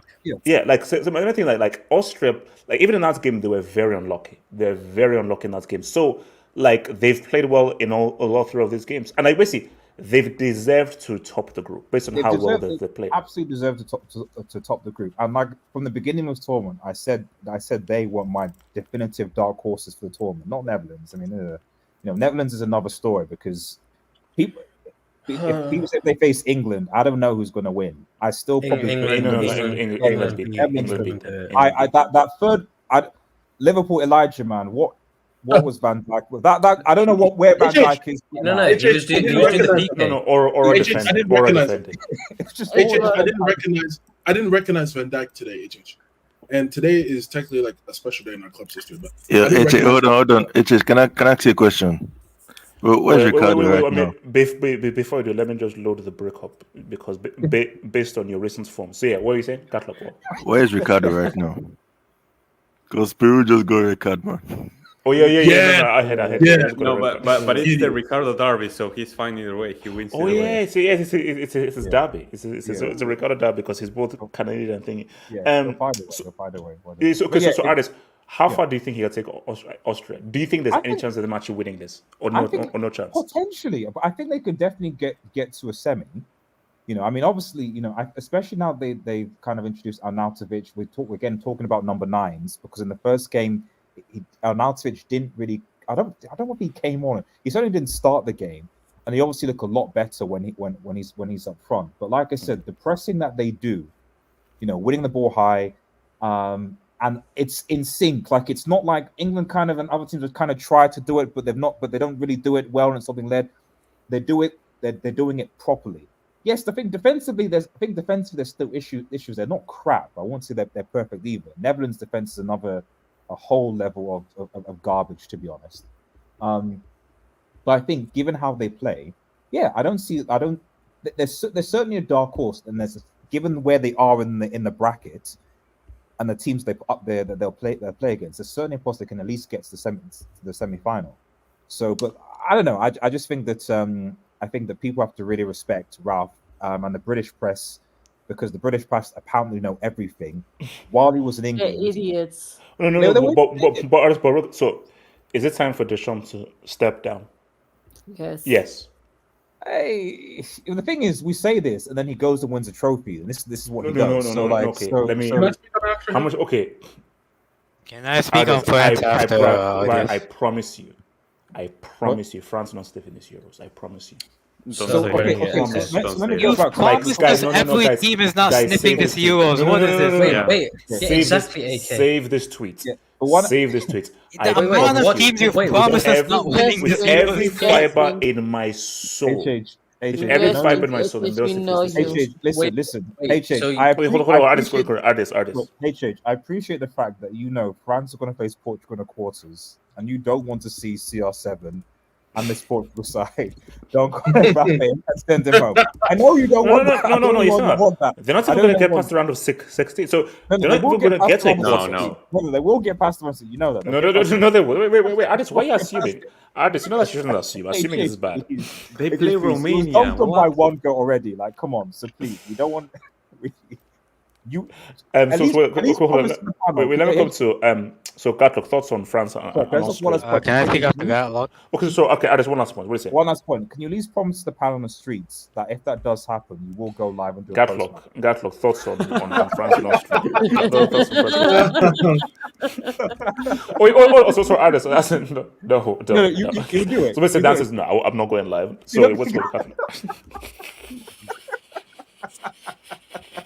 HH, you have to go live, man. You gotta go live. Elijah, you want to go? So if Ronaldo scores a last-minute goal to beat France on Mbappe, you want me to wait, Elijah, live and do what and say what? No, what if it's penalties? The thing is, you got to think about it. This is social media. If you don't, people will speak and say, "HH, bitch." I'll mute them. No, I'll mute them. I'll just block them. Go for it. For France and Austria. Okay, I thought you were leaving before the quarters. What do you mean? Leaving where? Germany. Oh no! I'm leaving this Friday. Yeah, I'm leaving this Friday. No, so then you'll be there if Portugal play France. But anyway, how was it? First of all, how was watching that game? Oh no! It was guy. Samasi, it is hot. God damn. Yeah. It is. It's different. Like Gatlock. This is worse than Lagos, bro. Gatlock. I felt like if I was back in Lagos, it was hot. When it's 27 degrees, 28, it's too hot. There's no humidity. Also, this is like a separate video. I want to do. No. Samasi, if it's 27 degrees, 28 degrees, you see, that's not HH. We are consistently in 30s. But but here's the difference, and this is what my mom told me. The heat we have in Nigeria is different from the heat you have in Europe. Yeah, because dry heat is far easier than humid and humidity. Yeah, that's because the kind of heat you have here, it's searing and a lot more intense. The heat we have in Nigeria isn't like as intense as the one that you get in Europe. So it's a different kind of heat that these guys have. So even if ours is higher, this 27 feels a lot harsher than our 32, 33 Celsius. So yeah. But also okay. So guys, do you know that this may be for a separate video? Do you need alcohol to watch football? Nah. Germany, you do. Nah. No. But my thing is that, guys, there were some Polish guys next to me. All they were doing was just shouting. Bro, all these guys were doing was just like, wait, are you even watching the game? These guys were just shouting in Polish, but all you were doing was just shouting. Did you have a translator? I didn't want it. I just wanted a translator afterwards. Guys. But Wait, just go for it. Anyway, look, I didn't watch the France game. I had better things to do, obviously, because I pegged watching. It was either to watch those two games, either Netherlands, Austria, France, Poland, and I already knew which one was going to be more interesting. Although I am shocked that France drew because Poland were out coming into this game. So it was just for France and Mbappe FC to do the job. He started, they did not win against a much weaker opponent that HH was screaming about when France drew against Netherlands. But anyway, look, because I didn't watch that game, I can't really talk about it. So I'm just going to talk about. No. Let's talk about the game.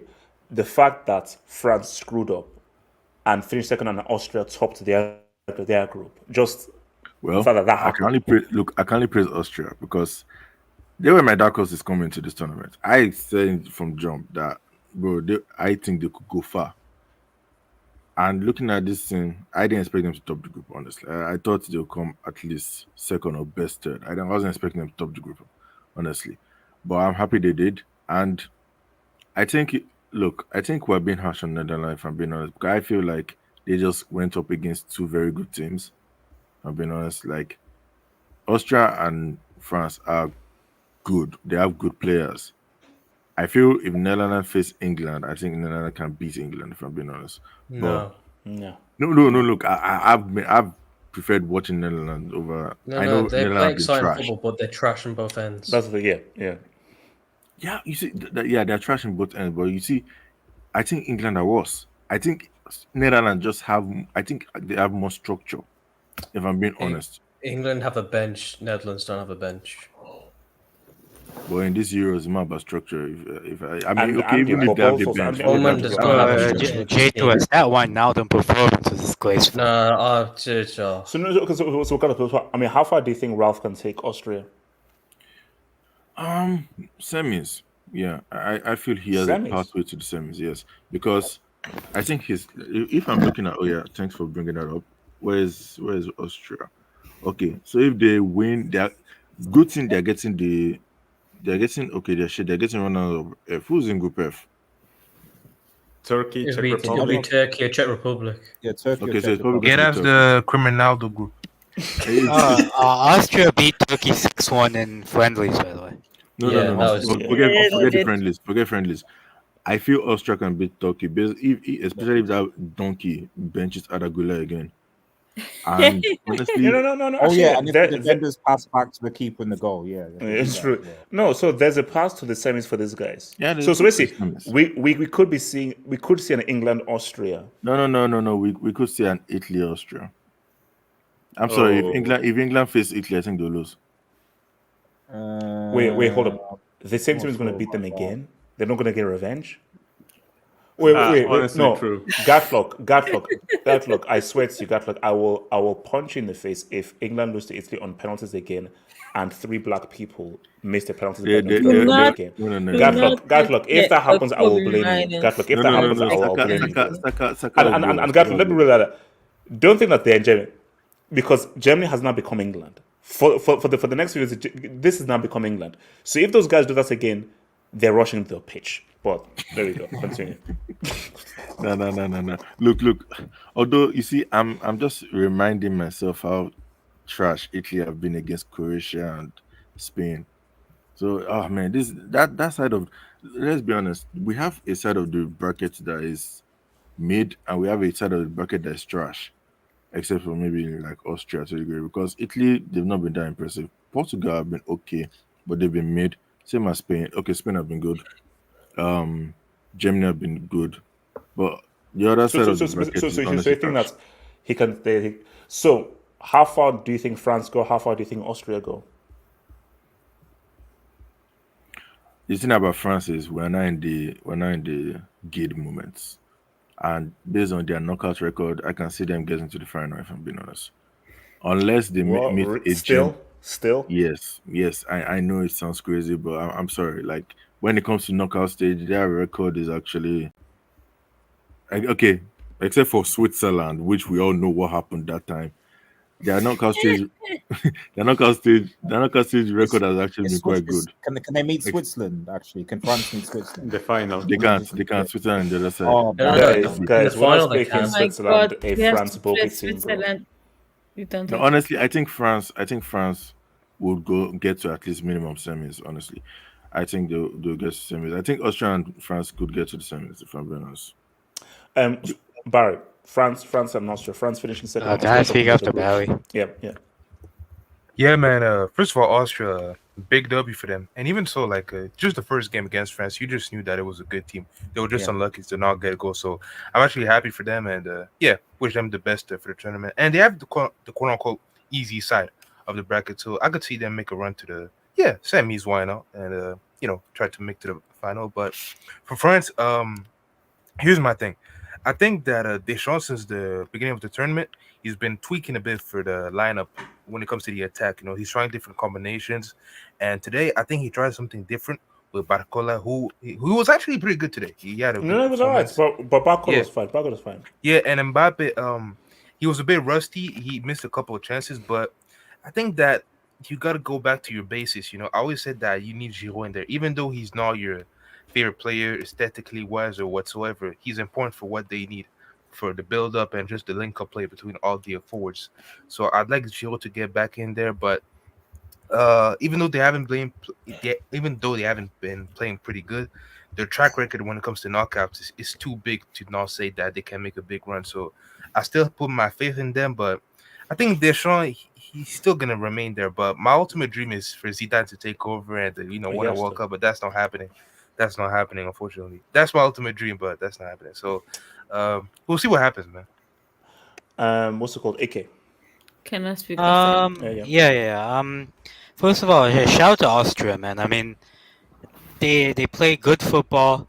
They have a set style of play, and I know we talk about Rangnick a lot, but I think one thing that's been understated about this team is that Rangnick has a lot of these players come through the Red Bull system.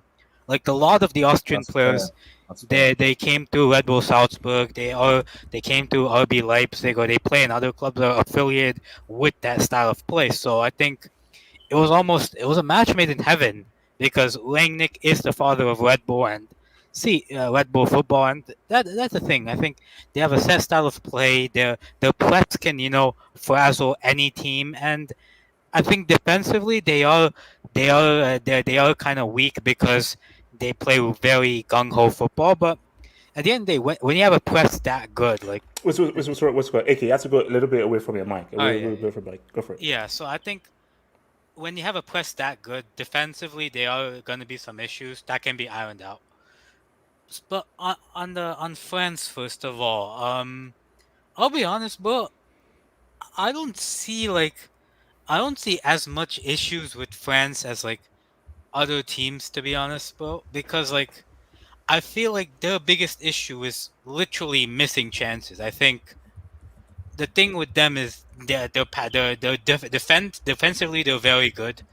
Midfield wise, I think they're very good on the defensive end of things, but not that great on the creative end of things. I think a lot of their chances come from the flanks, so it's kind of difficult to you have to depend on Mbappe or Dembele, showing up on the flanks. So I think for them it's gonna be. I'll be honest, bro. People keep saying Mbappe's the leader of this team or Griezmann's the leader of the team. Let's be honest, it's both.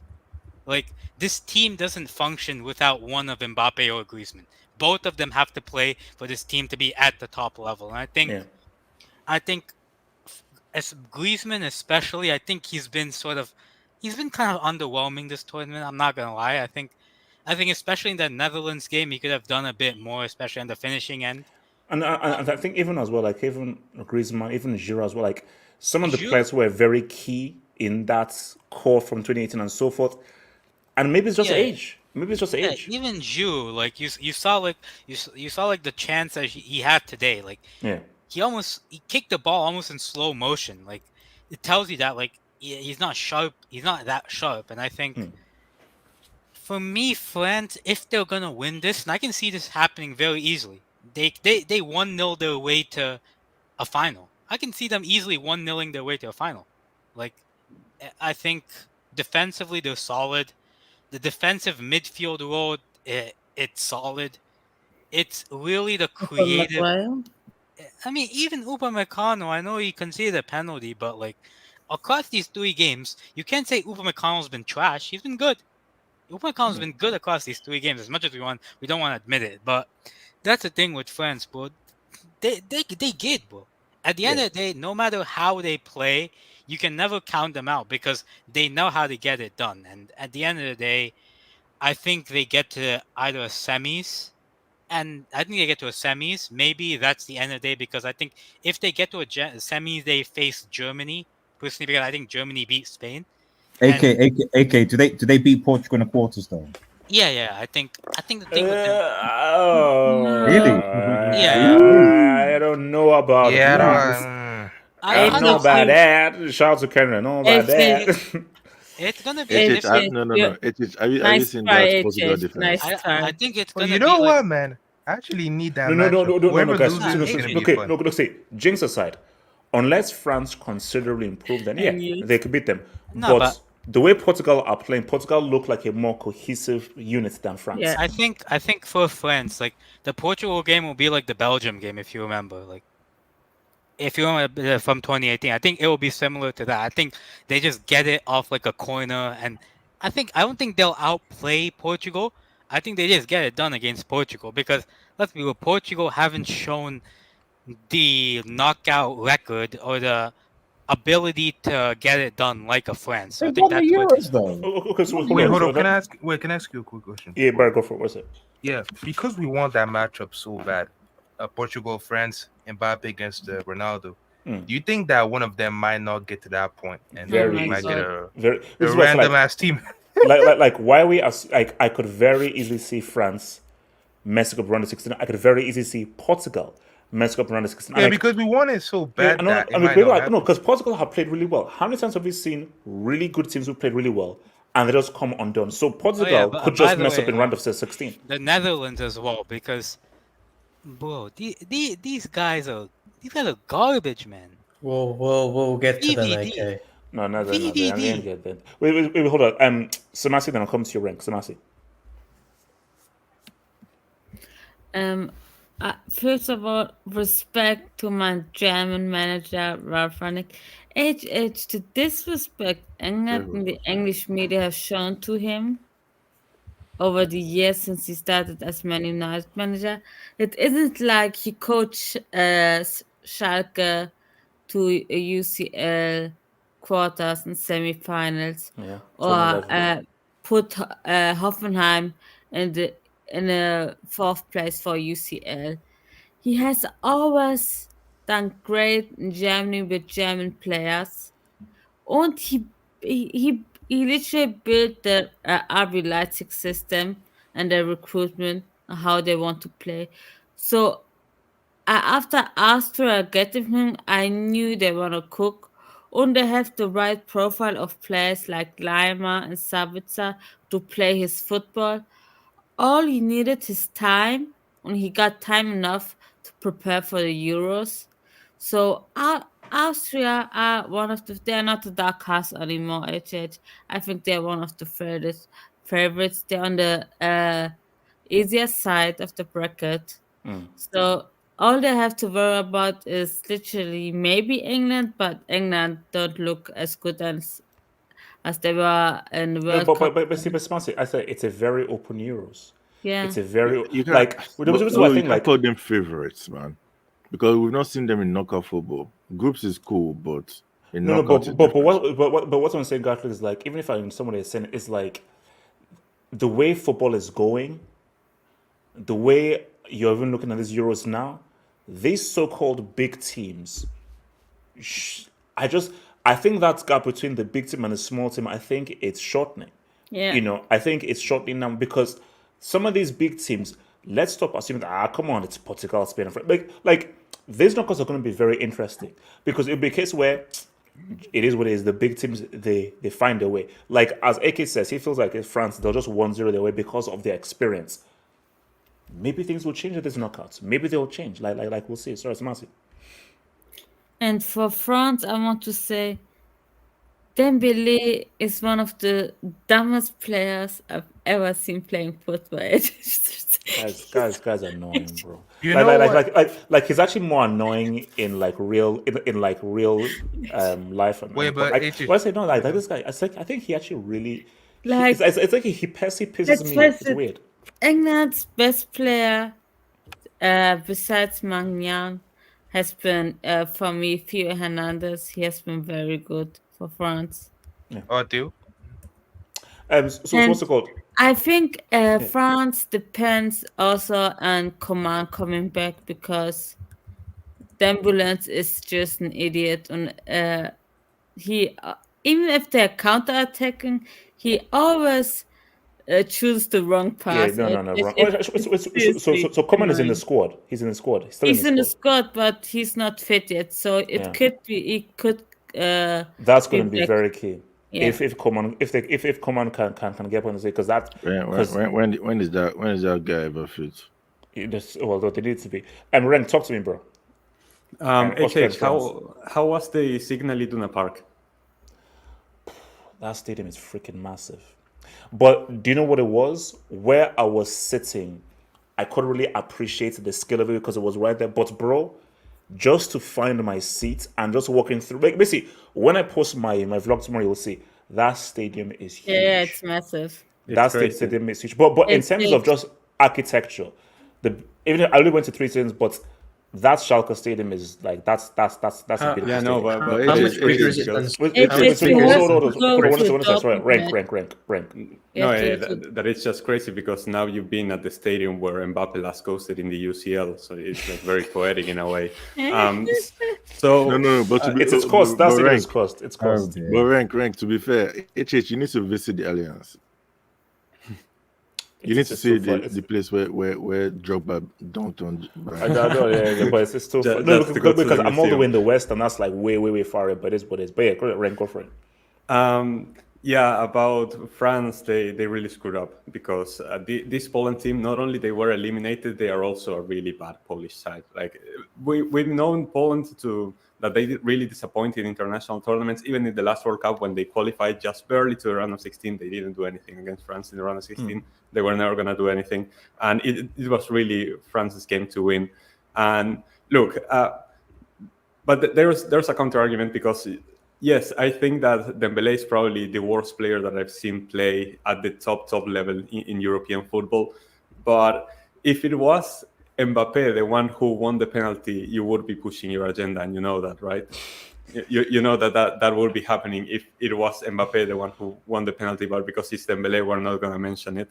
Oh, no, okay, no, look, he did well. He did. But you know what it is, Rank? He's so annoying. Like, I'll be real with you. He was horrible in the first half. He played way better. The second half, he was a lot better.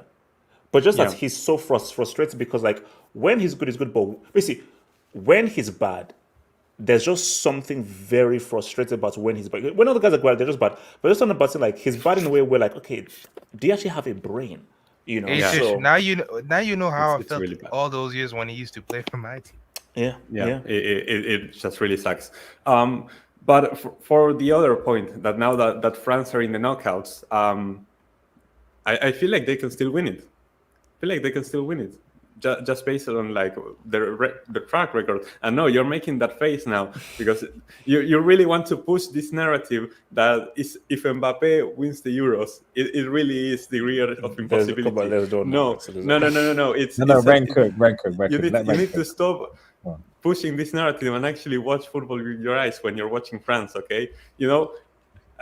Because for the Champions League, I agreed with you. It's impossible to win a Champions League with PSG. That club is impossible. France is not PSG. Like Mbappe as the face of this team has to do something for this team. How good is Griezmann and Giroud really? How good is No. Don't start with that. The World Cup winners. The World Cup winners. The World Cup winners. No. Don't start with that. Give me a break. This is no. Nah. You're saying that it's impossible to win. You're saying that it's impossible to win a Euros with France, and the reason that France don't have a Euros is because of your boy against Switzerland. You know that. You know that is true. You know. Wait. Rank. Can you say that again, please? It gets real. That it's impossible to win a Euros with France, and yet the reason that France don't have a Euros is because of Mbappe. It is. Fast. I mean, it is Right, factual. It is. Can you zoom into J2? No, but also can I just say so Mbappe finally now has a goal at the Euro, so no longer like he's never scored. Oh, a goal. wait, Yeah, I just go from open play. No. Stop. It's a penalty. He has the same amount of goals as Arda Güler in the Euros. No. Insane It's a achievement. penalty. Oh, guys, what's Insane open achievement. play? Oh, guys, give me a No, break. Dembele had goal, to. man. Come Dembele had Wait, to what win was- the penalty for him. Yeah, Dembele what had was to this win the penalty for him. Lewandowski and Mbappe today? They both got a penalty goal. Yeah. It really was. It really was. No, but see, rank. People need to just relax. At the end of the day, I will lose. France are not winning these Euros. So everybody can be France is happy. not Wait, PSG. So it's fine. So it's okay. Why Do you know why France are not winning the Euros? Nice try with the reverse. Because I'm going to be unbearable. Because if France win the Euros and Mbappe does, why I'll be don't you do- unbearable. so And why nobody don't you wants. do your And obviously, stream? nobody wants that. So why don't you do your stream when Portugal beat France in the quarters? Why don't you do that stream? Why isn't that happening? Like because you said that they're going to lose. Because I'm okay. Yes, you want me to do a stream with Cristiano scoring a winning goal against Mbappe? Yes, I want you. I want you to do that stream, No. Nah, man, I need that matchup so badly, man. Because Whoever loses, oh my God, Messi this dunked should on be him, glorious. and then Ronaldo dunked on Actually, him. hold up. It's Can that matchup actually happen? Yes. Yes. Yeah. As it Yeah, stands, it's a quarters yes. matchup.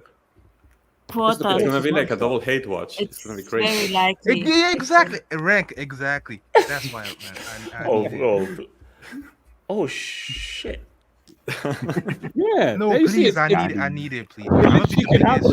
Unless Oh, Portugal or France lose the round of basically, 16 Portugal games, just we need to supporters. take that element. Wait, so who are Portugal facing? Who are don't know. Portugal going to face? Third of Group A of Group C. It's either Third of Hungary or Group A is Slovenia. Hungary or Hungary Oh, or Slovenia. what? Oh. Wait, And wait. France Slovenia like beat Portugal Romania. before the tournament. Oh, please. Hey, can you don't give me that crap? Shut up. Don't give me that crap. No, I'm gonna be the biggest. Oh, yeah, I can France see. and Oh, Portugal my fan. God. No. France are winning though. HH, come on, Mbappe has to beat Portugal. Yeah, there's no way. Mbappe has, Guys, there's no way. a Ronaldo dagger. That would be No, July 1st. July No, 1st, I'll I be the biggest need France that. and I Portugal need that. fan I in the need world. that. Wait, so in back-to-back tournaments, a 35-year-old Messi and a 39-year-old Ronaldo are dunking on the prodigy Mbappe. No. That can't happen. Penalty doesn't count. Penalty shootout doesn't count. So why does his goal count today then? No, penalty shootout. Penalty shootout. Can Wait, you how put did Chelsea win Gatlock's their screen? first Rank, part of the tell game. your boy to outscore my boy. Rank, tell your boy to outscore my It's boy. part of the Rank. game. Penalties are part Rank, of do you the know game. how Chelsea won their first UCL? Do you know how they won it? Yeah, exactly. That is a good point. That is a good point. Gadlock, that's nasty. Yeah. All right. We didn't see that. Nah, guys, man. July 1st, I'll be the biggest. Yeah, sorry, rank. Moving on to the other game, because it's the one that I was paying most attention to. Bro, this rough Rangnick tip is just different. It's crazy because now it's that I'm hearing everyone calling Austria a dark horse, because prior to the tournament, everyone was saying, "Oh, it's gonna be Hungary, it's gonna be Serbia, it's gonna be Croatia." I said it when the draw was made. I said Austria were gonna come second when the draw was made. Wait, no, Rank. Yeah. Who said Serbia was a dark horse? Shame the person who said Serbia was a dark horse, man. I'm gonna not put the names out there. I'm not gonna put Rank, name and shame. This is the No. No, rank. Sorry, I still get clowned because of my Turkey pick from the last Euros. What about Qatar So if pick? people are gonna clown me, please. Well, the people No. people Yeah, still Qatar insult pick as me on well. Turkey Yeah, pick. what about Your Qatar Qatar semi? pick. It's rude to talk about people behind their backs. Okay, it's rude to talk people behind their backs. Okay, but yeah. Before the tournament, there's a tweet that I meant. You probably have to scroll through a lot of responses for you to see it. I said that Austria would get to the semifinals. I really believed in this team. I thought that they were crossways with Portugal in the quarterfinals, and they would knock out Portugal. But now that they finished top of the group, they actually have an easier path, even than that. Like their quarterfinal opponent is probably going to be Belgium or something, and that is a very dual game Indeed. considering what they did today against the Netherlands. And people were telling me that no, without Alaba it doesn't work. He's injured. They have so many key players missing. It's not going to work. With this team, with Austria, it was never about the individual players. It never was. Like Alaba would have been a great add to that defense, but it was never going to be about Alaba if they were going to do well at the tournament or not. Because under Ralf Rangnick, they are the best coach team at the Euros. So it's not about the individual players; it's about the team. It really works with all the pieces together gelling out. And yeah, I think that defensively they do look a bit shaky. Netherlands did score 2 past them today. If they can improve on that aspect, I really think they can push onto that semi-final prediction that I made, and potentially further if they encounter England in the semi-finals. It could really happen. They could really be making a final in Germany, which would be insane. That would be crazy. That would be crazy. So I'm going to be looking forward to all these knockout games with Austria to see how they progress. Briefly touching on the Netherlands, I have no idea. Did you get to see the replay of that last Savitzer goal?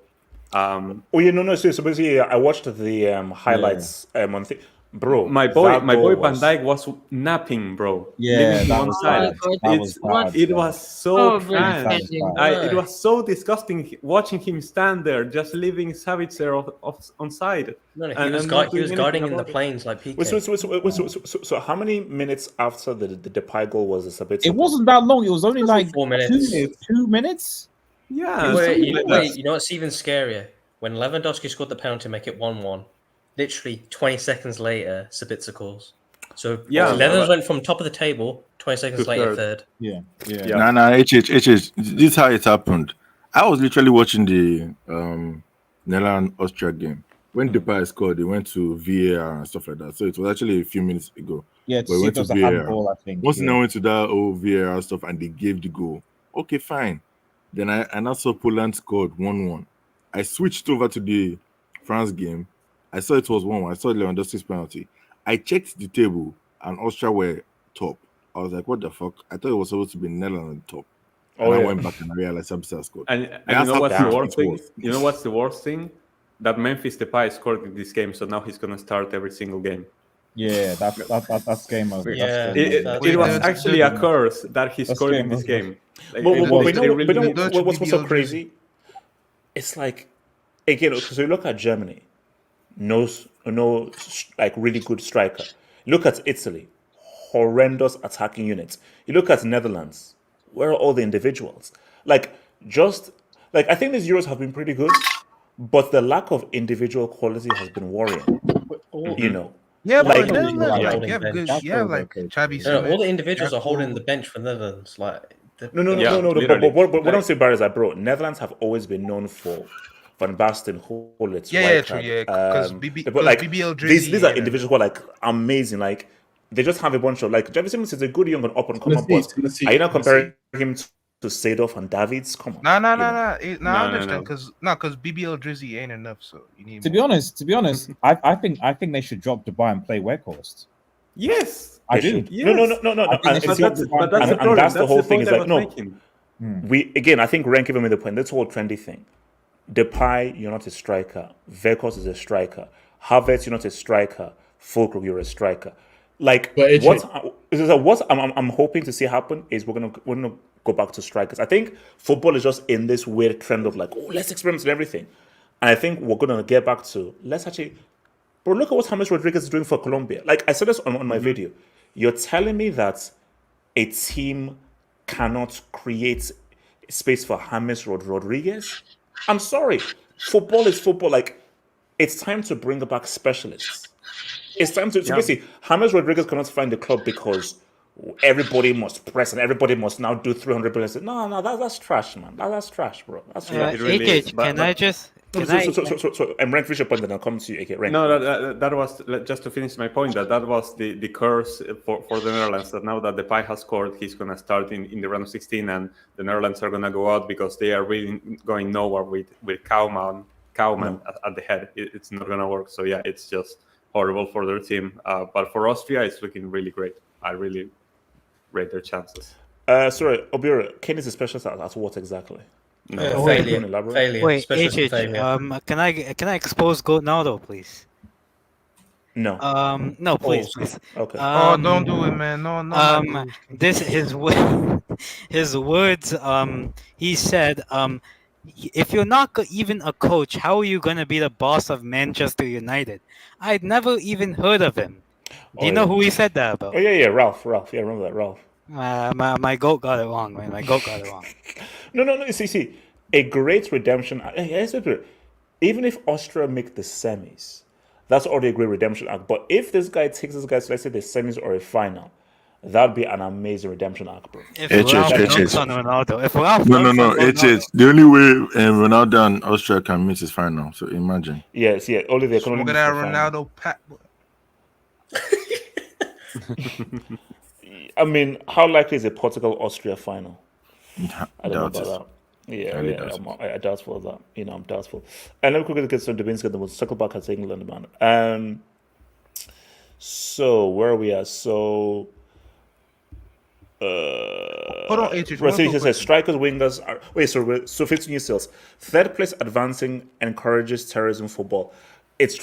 My thing is that it's just so trash because you know that you can lose two games and still go through. You can go through with 3 points. You can, bro. Portugal drew all 3 of their games in 2016. How do you draw all 3 of your games and advance? No, but Denmark just did that. 3 games, but they finished second. Oh yeah. And that's it. Ilka says Denmark drew all 3 games and still came in. Wait, hold up. They came second? Yeah. That group is trash, man. They came second. Denmark drew all 3 games. Slovenia too drew. They came second. Games. Yeah, bro. Second.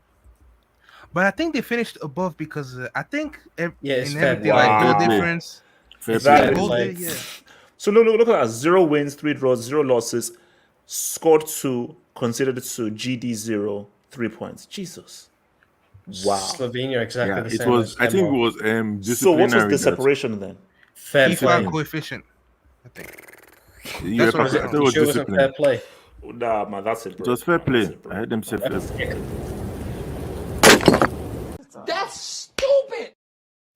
Sorry. The yellow cards aspect because Denmark Ah, had okay. fewer Didn't yellow cards Portugal than do that Slovenia. though? And then they won the Euros. I'm sure in 2016 So, didn't they draw wait, all 3 of so their are we group saying games and Slovenia- won? Euros final. No.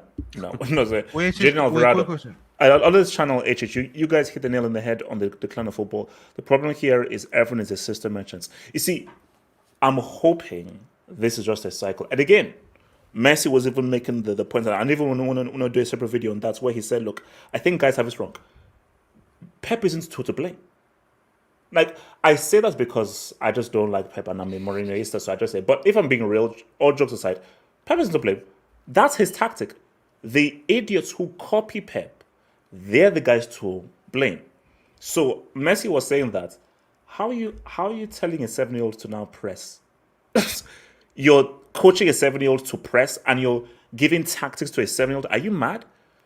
All a 7-year-old should do is learn the fundamentals of the game.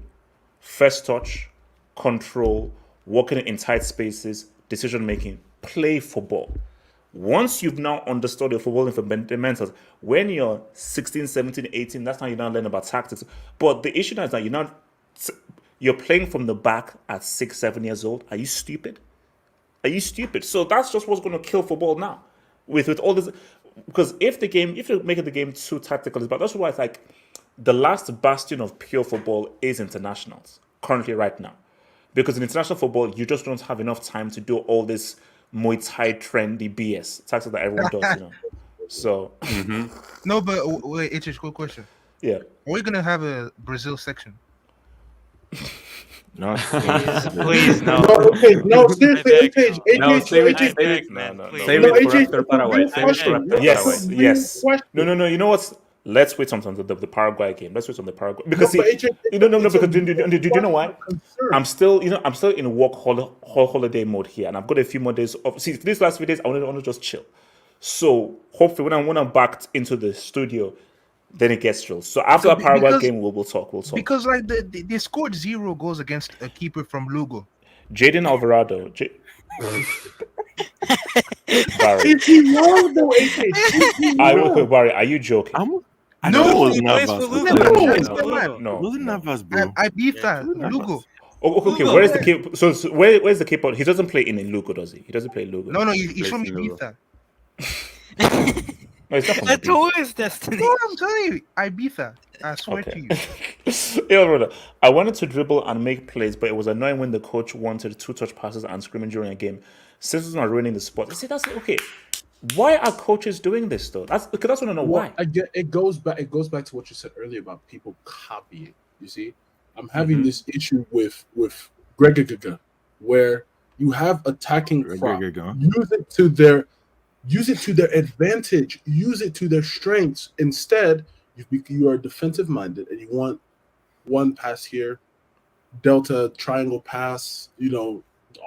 That's what it is. No, because what I find so scary is people think like dribbling is sort of like a bad thing. Like, oh my gosh, you have to know. But my whole thing is that see, the most important aspects of football, most important thing is decision making. There's a time to pass, there's a time to dribble, and there's a particular kind of dribble to utilize. So when the ball is at your feet, there are several things you can do. The only thing to do isn't just pass. No, I'm sorry.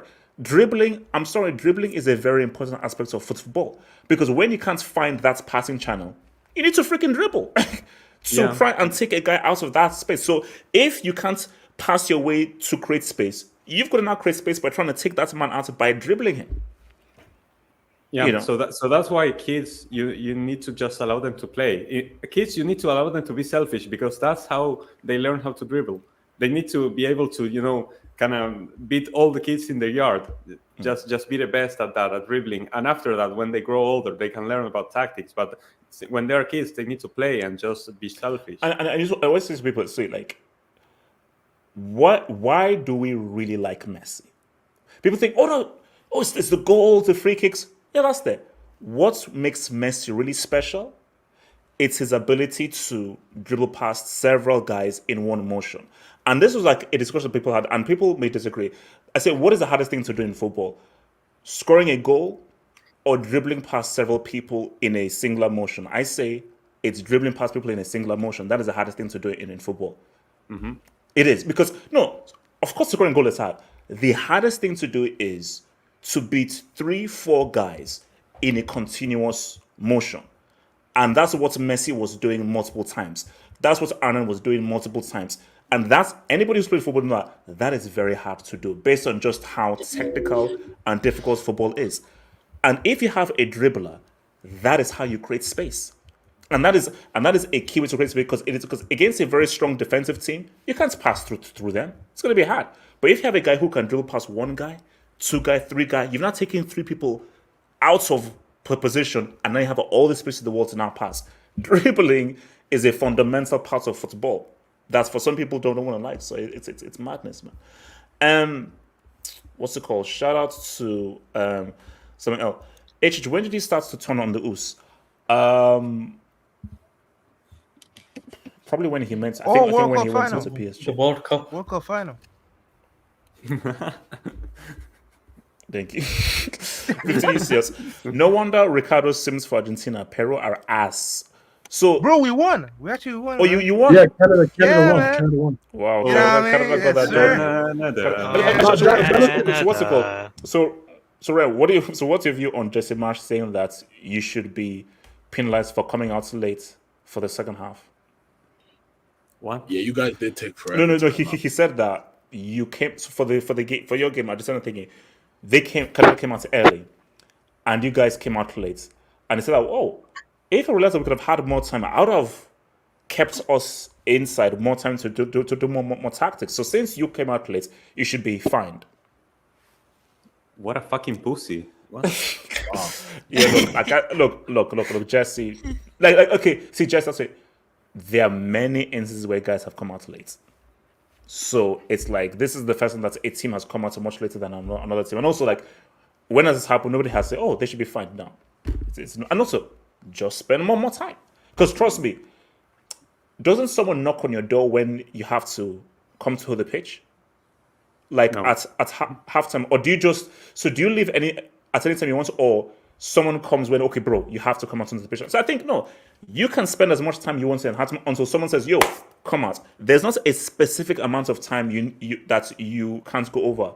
in the halftime. So No, the use your guy's time. mad. That's it. Even the change rooms in the stadiums are NFL, not football, so they're completely different setups. So it takes ages to get Yeah. around them. Yeah, Well, also it does But they facilities behind, as reconfigure well. behind the They goals, not on reconfigure the it. side where the Wait, benches so are. They're behind the goals. hold on. AK then Elijah. AK, what's it? Bro, and on the NFL thing, the pitches are garbage in the Copa America, man. Yeah. Oh wow. Like, It's Yeah, actually it's Oh so no, yeah, you can bad. see because the it's grass turf. was popped up. It's turf yeah, exactly. and grass over it. It's so bad. What's the Yeah, point? yeah. Well, they better fix it for the World Cup then. 15 says no. Shout out to Talent FC. Ricardo is hiding like Peru. Hashtag don't self harm. I cannot see another one. Nah, but he's rooting for Canada. Frank, how good is Franco Mastantuono, River Plate's kid? How good is he? He's very good. He's very good. Remember that guy Claudio Echeverri who signed for Manchester City recently? I think that Mastantuono is better. It's a different profile of player. Echeverri is way more attacking minded, but Mastantuono as a midfielder, I cannot believe the guy is 16 because he looks so mature. He's very good with set pieces and his long range shot, his playmaking. I feel like he is definitely one to look out for, and I think that he's asking because they're probably scouting from Real Madrid, obviously. Oh, okay. I thought Chelsea was going to try to buy. So I said I'll circle back to Inglaterra. So Gatlock, thoughts on England, man? Have you read Harry Kane's last tweet? Yes, He tweeted? we've seen. Yeah. Yes. Oh god, what did he say? We don't Like spoil it's coming home or? And kinda. Share screen it, man. Share screen it. We need to see what the captain's saying. need to stick Oh together. wow, interesting. Share the screen, man. Come on. All right, let's share. So this is what King Harry The is captain saying. for England. The captain. Top of the group, our best is still yet to come with 3 And then I cups. think I saw AK's quote tweet saying, "Harry, when's your best to come?" Wait, scroll out the They comments. take your word for that. I do, trust me. I don't want to see those comments, man. Oh wow. So yeah, I hope your best is still to come because that was some of the worst football I've ever seen. Oh yeah, say Harry, I love you. You're one of my favorite players of all time, but surely you're taking the piss. But look, Wait, favorite players of all time? hold on. What if England turned into Brazil 1970 in the knockout stages? You want to Listen, you laugh. We'll It's gonna praise happen. them. We'll praise them if it happens. No. We'll say, But basically, then what a that's tweets. turnaround. Oh. Maybe they say, look, turnaround, amazing. So that group said, if we don't look good, Wait, so knockouts, we now start looking like Brazil who's the 1970. Pele of this England team then? Yeah, so who's Pele? Foden. You're Oh disgusting. my god. So Wow. Gatland, thoughts, No. thoughts on England. The problem is, even all those countries that have played a bit rubbish in the groups, they've just been underwhelming. Like I said, they played rubbish. It's just that they've just been underwhelming. Like France in 2018, they were just underwhelming. They were not as good as we expected them to be, but they weren't shit. England are a bit trash, man. Like this was the first game I actually really, really saw them because I slept half through the Denmark game, so I don't really remember much of them. Wait, did you sleep watching it or you just fucked it off? No, I slept and I set an alarm and my alarm didn't go off because I guess it was morning. You gotta thank that alarm then, man. Yeah, go ahead, drop No. I think the alarm, the alarm was trying to tell me that, bro, are you mad? Yeah, you're setting me to watch this stupid game. No, but anyway, and the first game, I know I watched it. I just don't remember it. Like the game against it, I just don't remember it. I remember watching it, but I just don't remember it. It was so forgettable. Like I just can't remember it. I remember Bellingham's goal, but after that, everything was just hazy. This one was the one I actually kind of paid attention to. And watching this one, it was so dry. Like I've never seen so many good players on the pitch be so shit. Like they were so garbage. Like, and Kane, oh my lord, he missed so many chances. Like, bro, he was so trash, man. He's I mean, so slow, look, bro. Foden was not that bad, if I'm being honest. Okay, he was offside, yes, but he wasn't that bad from the left. But he was mid, as I expected him to be. Trippier looks out of sorts in that left hand side. Look, and Bellingham, HH. I'm starting to think that this is why I said this is not Southgate. because I said this from jump. He should have taken Sterling because these are not his players. These are not his players. Like this, him putting Bellingham in number 10 is him just copying Ancelotti. Ancelotti put Bellingham because in I think number 10. because Gavi, you make a very key point, which is that in international football, you actually have to be loyal to those players, even those players who may not be doing well for the club and everything. Because do you know, beyond just Rashford, the most important player for Southgate, Sterling. Because what you realize is that forget what happens at your club. When this guy plays for me, he plays well. In my system, in my environment, with my instructions, this guy cooks for me. Like for me, based on football performance, heck no should Sterling be picked. No way. But he has been one of your best players in your reign. Why should Sterling go to Euros, but not go to Euros, but Gallagher gets in? No. But because see, I'm asking a Chelsea fan here. What's the difference between Gallagher and Sterling? Gatlock, you know him. Gatlock, good talk. Because here's the thing, like Shaqiri and James Rodriguez, they're just some players that you just keep in because they're always good, no matter what their performance is. Because I look at England and I'm like, like I said, for Bellingham, you're just copying Ancelotti. Foden is just a player you have to play because he's the England Player of the Year. Harry Kane is the talisman. You have to play him as the striker. Saka, there's no other person that is really a natural right winger than him. So that front four is kind of picking itself. Everybody's saying Palmer. Okay, good. Palmer for who? Because no matter who he brings in Palmer for, there's always going to be a controversy. Or you're not picking Bellingham, you can't make it work. Or you're dropping Foden, the Player of the Year for England. Or you're dropping Saka, racism. Or you're dropping Harry Kane, our talisman. Are you stupid? So it's like, who is he going to drop for Palmer? And as for me, I think the only person that could probably come in is Maino. That's the only change he could probably make because I think everybody has agreed that Trent is not working as right at midfield. And I think right back. And I think Buffalo is still going to be the same. I don't think he's going to change anything, if I'm being honest. That defense is leaky, but they've not really been tested like that because the attack of every team they faced is trash. I'm looking at this team, and for England, they're just meh. That's how I consider them. But they could always improve. Again, like another thing, bro. I don't understand that this Bellingham has to play at 10. The guy got a move to Madrid because of his performances for Dortmund in the number 8 position.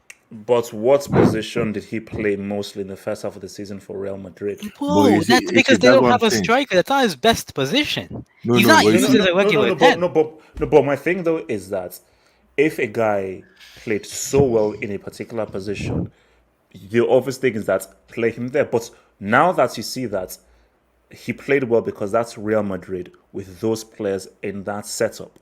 For England, you now have to figure out what works best for this set of players in this environment and in this setup. Which is why I say, like, it's very obvious. And look at what he has at Madrid. Bro, a guy has 2 wingers and then who occupy defenders at Madrid, so he can make those run into his box without anybody marking him. Yeah, and also exactly. Real Madrid never started a striker.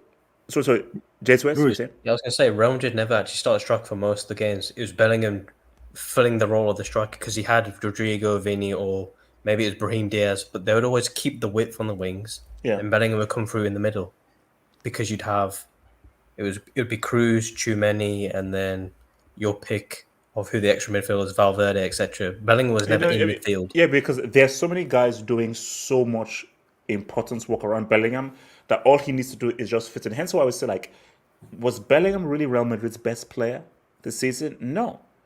Because so many guys did so much important work that helped and gave Bellingham the foundation to now do what he was able to do.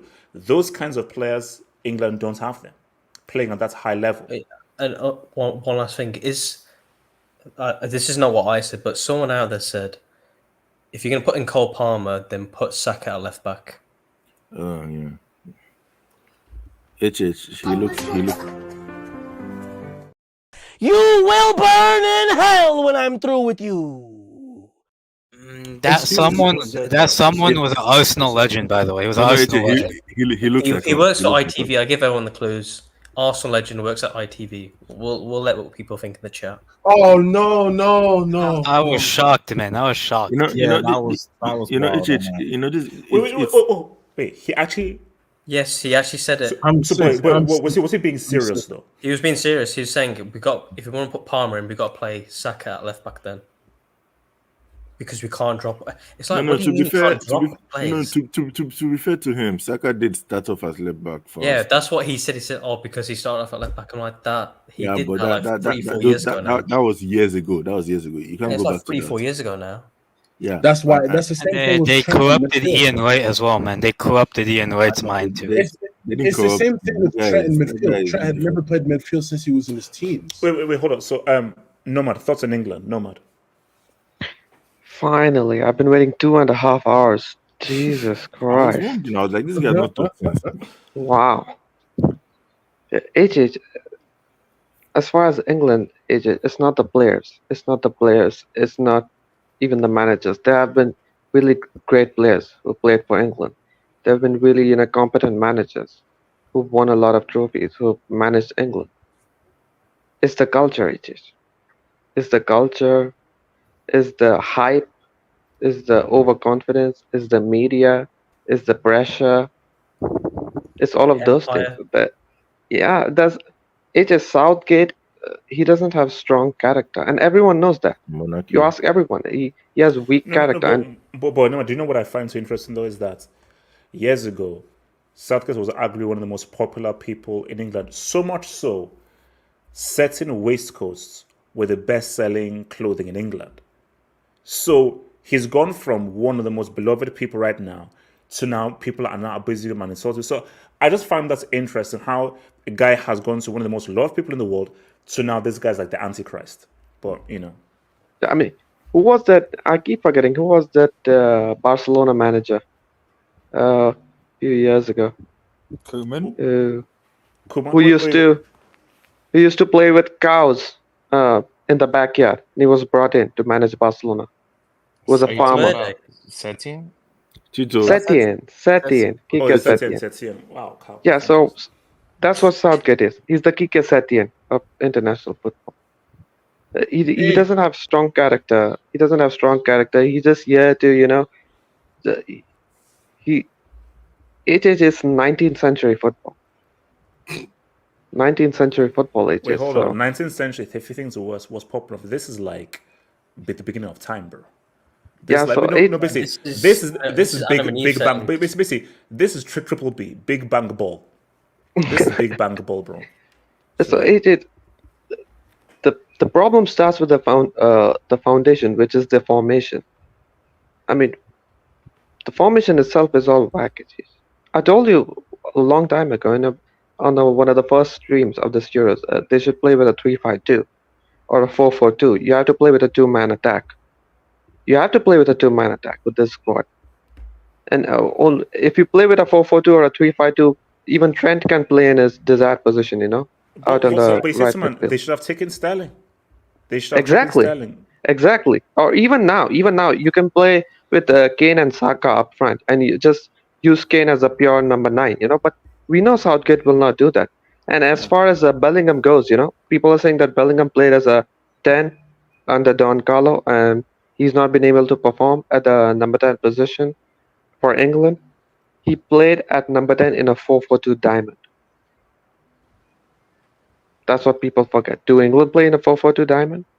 They could. Right. They easily could do that. Yeah, and but the problem is, even if they played in a 4-4-2 diamond, I would play Cole Palmer as a number 10. I would play, Rice, Mainu, and Bellingham as a deep line midfielders, and I'll play Cole Palmer as a number 10. So even then, Bellingham doesn't play as a number 10. So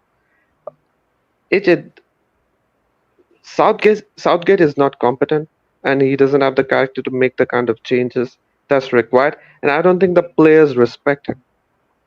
He's not a Zinedine Zidane. He's not a Don Carlo. He's not a Pep.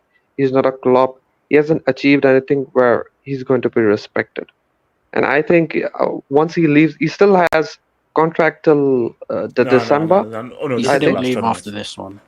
Yeah, he's definitely leaving after that, and he knows he's leaving after this. He's leaving That's after what, this. once he leaves, you can't get someone like a Graham Potter to No, manage but that's the England. problem, Nomad. There is no English manager that You don't is need. going to get respected. It's gonna be Eddie Howe or Because if you think about it, no English manager has won an international trophy, and no English manager has even won a league title or a Champions League. So Then the thing is, who'd you get? You have to go abroad. You have to go abroad then. No. England are never They're doing. not Remember, going abroad, bro. they tried They're that not with going anywhere. Ericsson and Capello. But you know, Capello. you say this though. There's going to be a push to get Klopp. Exactly. Because AJ, no. You need someone. No. Pep is smart. Pep is never taking because Pep knows that these players can't play for. I know exactly what's going to happen. Because what's going to happen is they're going to get certain golden boys from football. They're going to be down with the kids, and it'll be tossed up a coin between Gerrard or Lampard. Just watch his face. Oh, that's cinema. That's cinema. It's gonna be cinema. They'll get the golden. I'm not lying. That's PR. That's PR right there. If Gerrard or Lampard, there's going to be a civil war in England. Do you know that if Gerrard dare walk in that office, you know that ends the debate of who's the great midfielder, Gerrard or Lampard, because that ends the debate whoever gets the manager. Because AJ, you need a manager, who understands the culture, the English culture, and the kind of the pressure that English media puts on the English national team and the players and the manager, but who is not from English culture. You get what I'm saying? Yeah. So you need. So even though you can get someone like Pep or Klopp, they know everything there is to know about English culture. They've been there for years and years, but they're not from English culture, so they'll be respected. And so for that, even if you get Pep, right? Even if I get Pep, there's still Churchill tax. You can really bet on him. Can you really bet on him to win something? Okay, but hold on. Let me bring in your boy Eddie. Eddie, talk to me, brother, and come back to me. So Eddie, thoughts on England? I'm kind of trying to be optimistic as I usually am about just them trying to just get out of the group stage, just to try to get through to the knockouts. As I'm sure, looking at their group, they were kind of like, all right, we're gonna get there. Let's just kind of just drag our feet to get through it. But if you got Southgate on his last tournament right now, I'm kind of disappointed that he's not taking that many risks with his lineups, especially with all the talent that he has. Starting Conor Gallagher is a risk in my view. So, well, I mean, yeah, I didn't mean the third game. It's fine, but I listen. Just you're going to get through. Why don't you maybe bench Kane? But I get the whole. It's like Southgate is kind of like a yes man, where he's like he's going to provide whatever the media and all of the English media is going to demand of him. He's not going to really take any risks there. But I mean, when it comes down to the knockout stages, I mean, there's going to be a point where if you got Harry Kane trying to come in too deep and you're not pressing enough with the players you have, you're going to have to take that risk. So I'm not too I don't want anybody to panic about it because, again, it's just a group stage and it's just kind of regular business. And just keep in mind that it was a long season. So that's why you see a lot of these great teams that you expect to be performing and knocking everybody out like nothing. But you have teams that are not used to being on the stage or players that are not playing for big clubs that are looking forward to this tournament, that they're going to be sweating and grinding each game and doing everything they can to hold these guys up. While you got these great players that are gassed. Like this is like they've been doing the most. You have Man City that just came off of winning the Premier League. You got all these great players that are just kind of like, listen, let's just get through the group stage, kind of chill out. I think when we get to the knockouts, we're going to start to see players really show out. But listen, they're through to the knockouts. We can't really come at them too much. The job's done pretty much with that aspect. 87, real quick on the England thing, and I'll come back to Money Mace. 87. Yeah, you could probably say England did the bare minimum to do the group stage, and I think England, correct me if I'm wrong, guys, but they usually do the bare minimum on the group stage in the last couple of international tournaments, right? Yeah, but this football has been particularly horrible, though. That's the thing. Oh yeah. It's been really bad, and I don't know what's like going on with England, because I look at all the attacking talent they have. It just feels like they're more interested in being defensive than attack minded, which it just doesn't make sense to me. But if they go all gung ho attack, do you trust that's defense though? That's the issue. Yeah, and as you have to find the right balance. So you obviously don't want to go too attack minded, but you don't want to be too defensive. Yeah, so you have to find the right balance. And yeah, I mean, particularly this group was very poor, very poor quality, and the fact that we had like 5 out of 6 draws is really Well, crazy. so I mean, but do you still feel England can still win this Euros though, despite the group?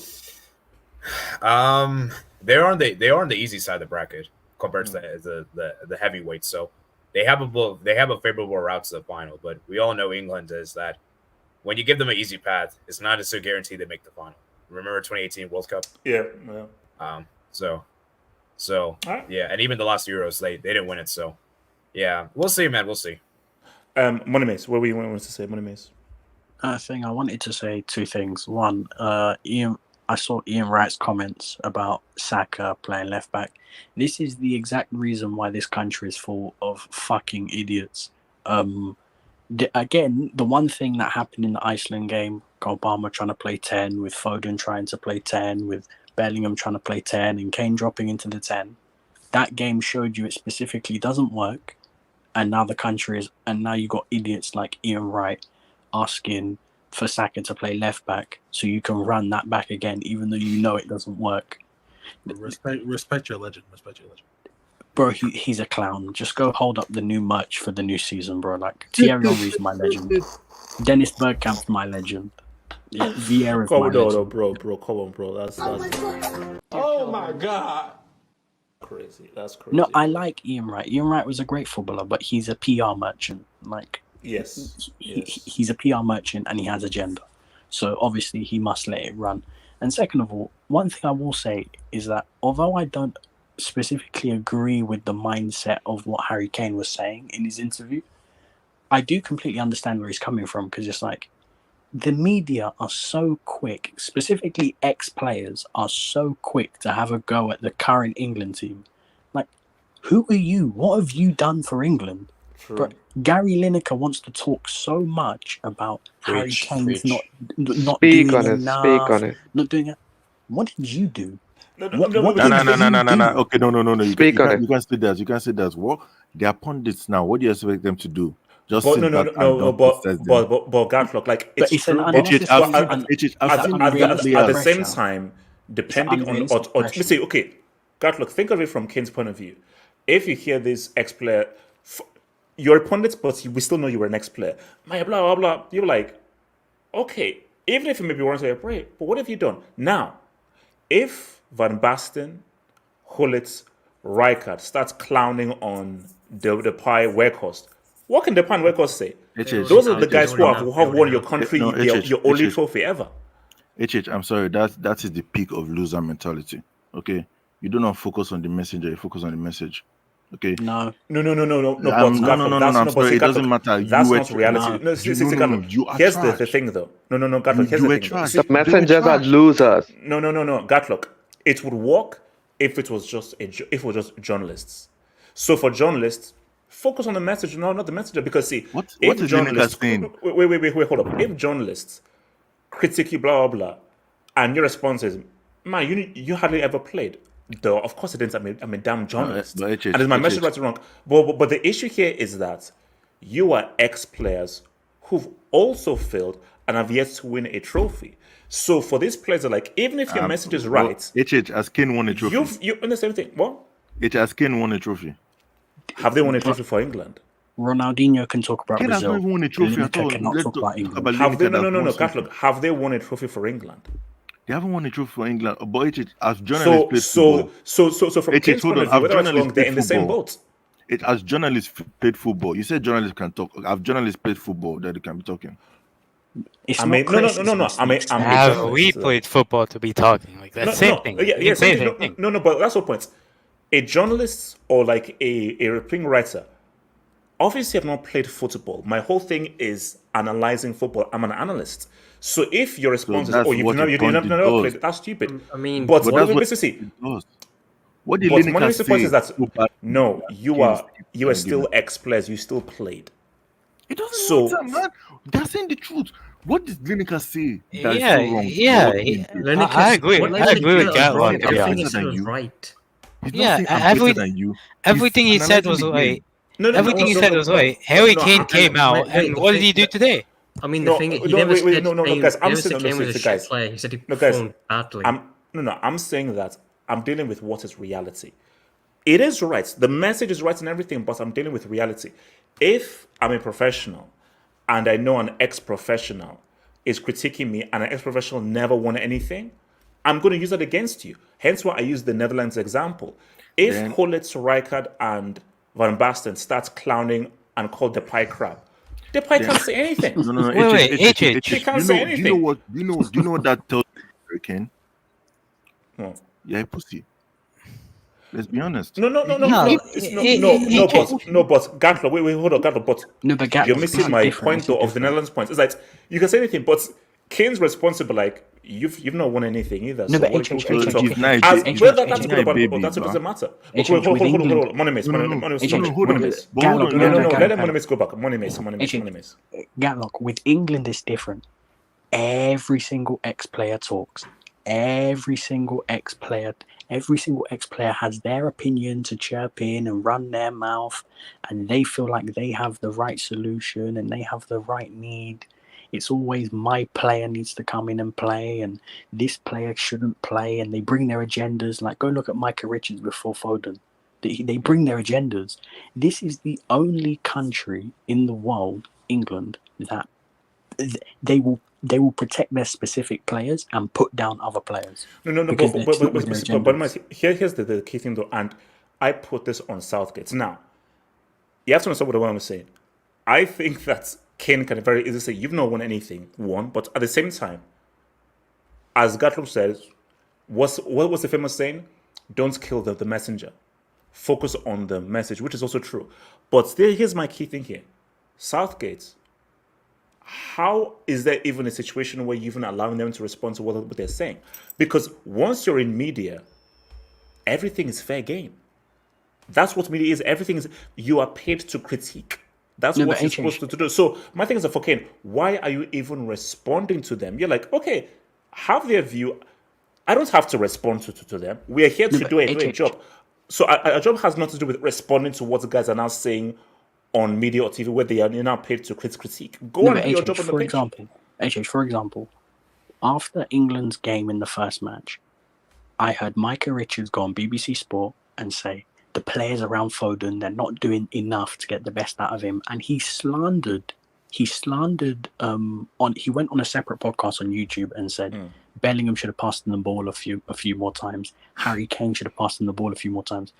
And I'm thinking, hold up, who the fuck? First of all, Foden's done nothing for England to even warrant that respect of you must give him the ball, you must get the best out of him.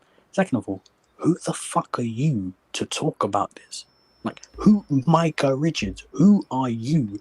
What have you done, bro? You've legit done nothing for England. Yet you talk. No, but that's why you have to separate them.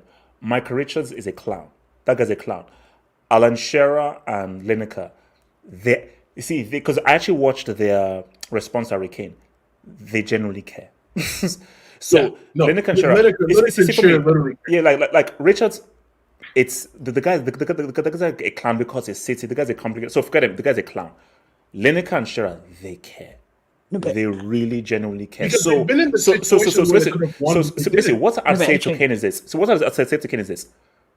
Shearer and Lineker are saying is other guys who they really want you guys to win. No, but they change their opinion every day. They legit change their opinion every single day. It's not like they're PR machines and they're consistent. Bro, Shearer in the Serbia match, bro, this guy orgasmed after every single Bellingham touch. Bellingham would do nothing on the ball. Wow, the maturity. Look at the standard from Bellingham. It's proper gassing him up off of nothing.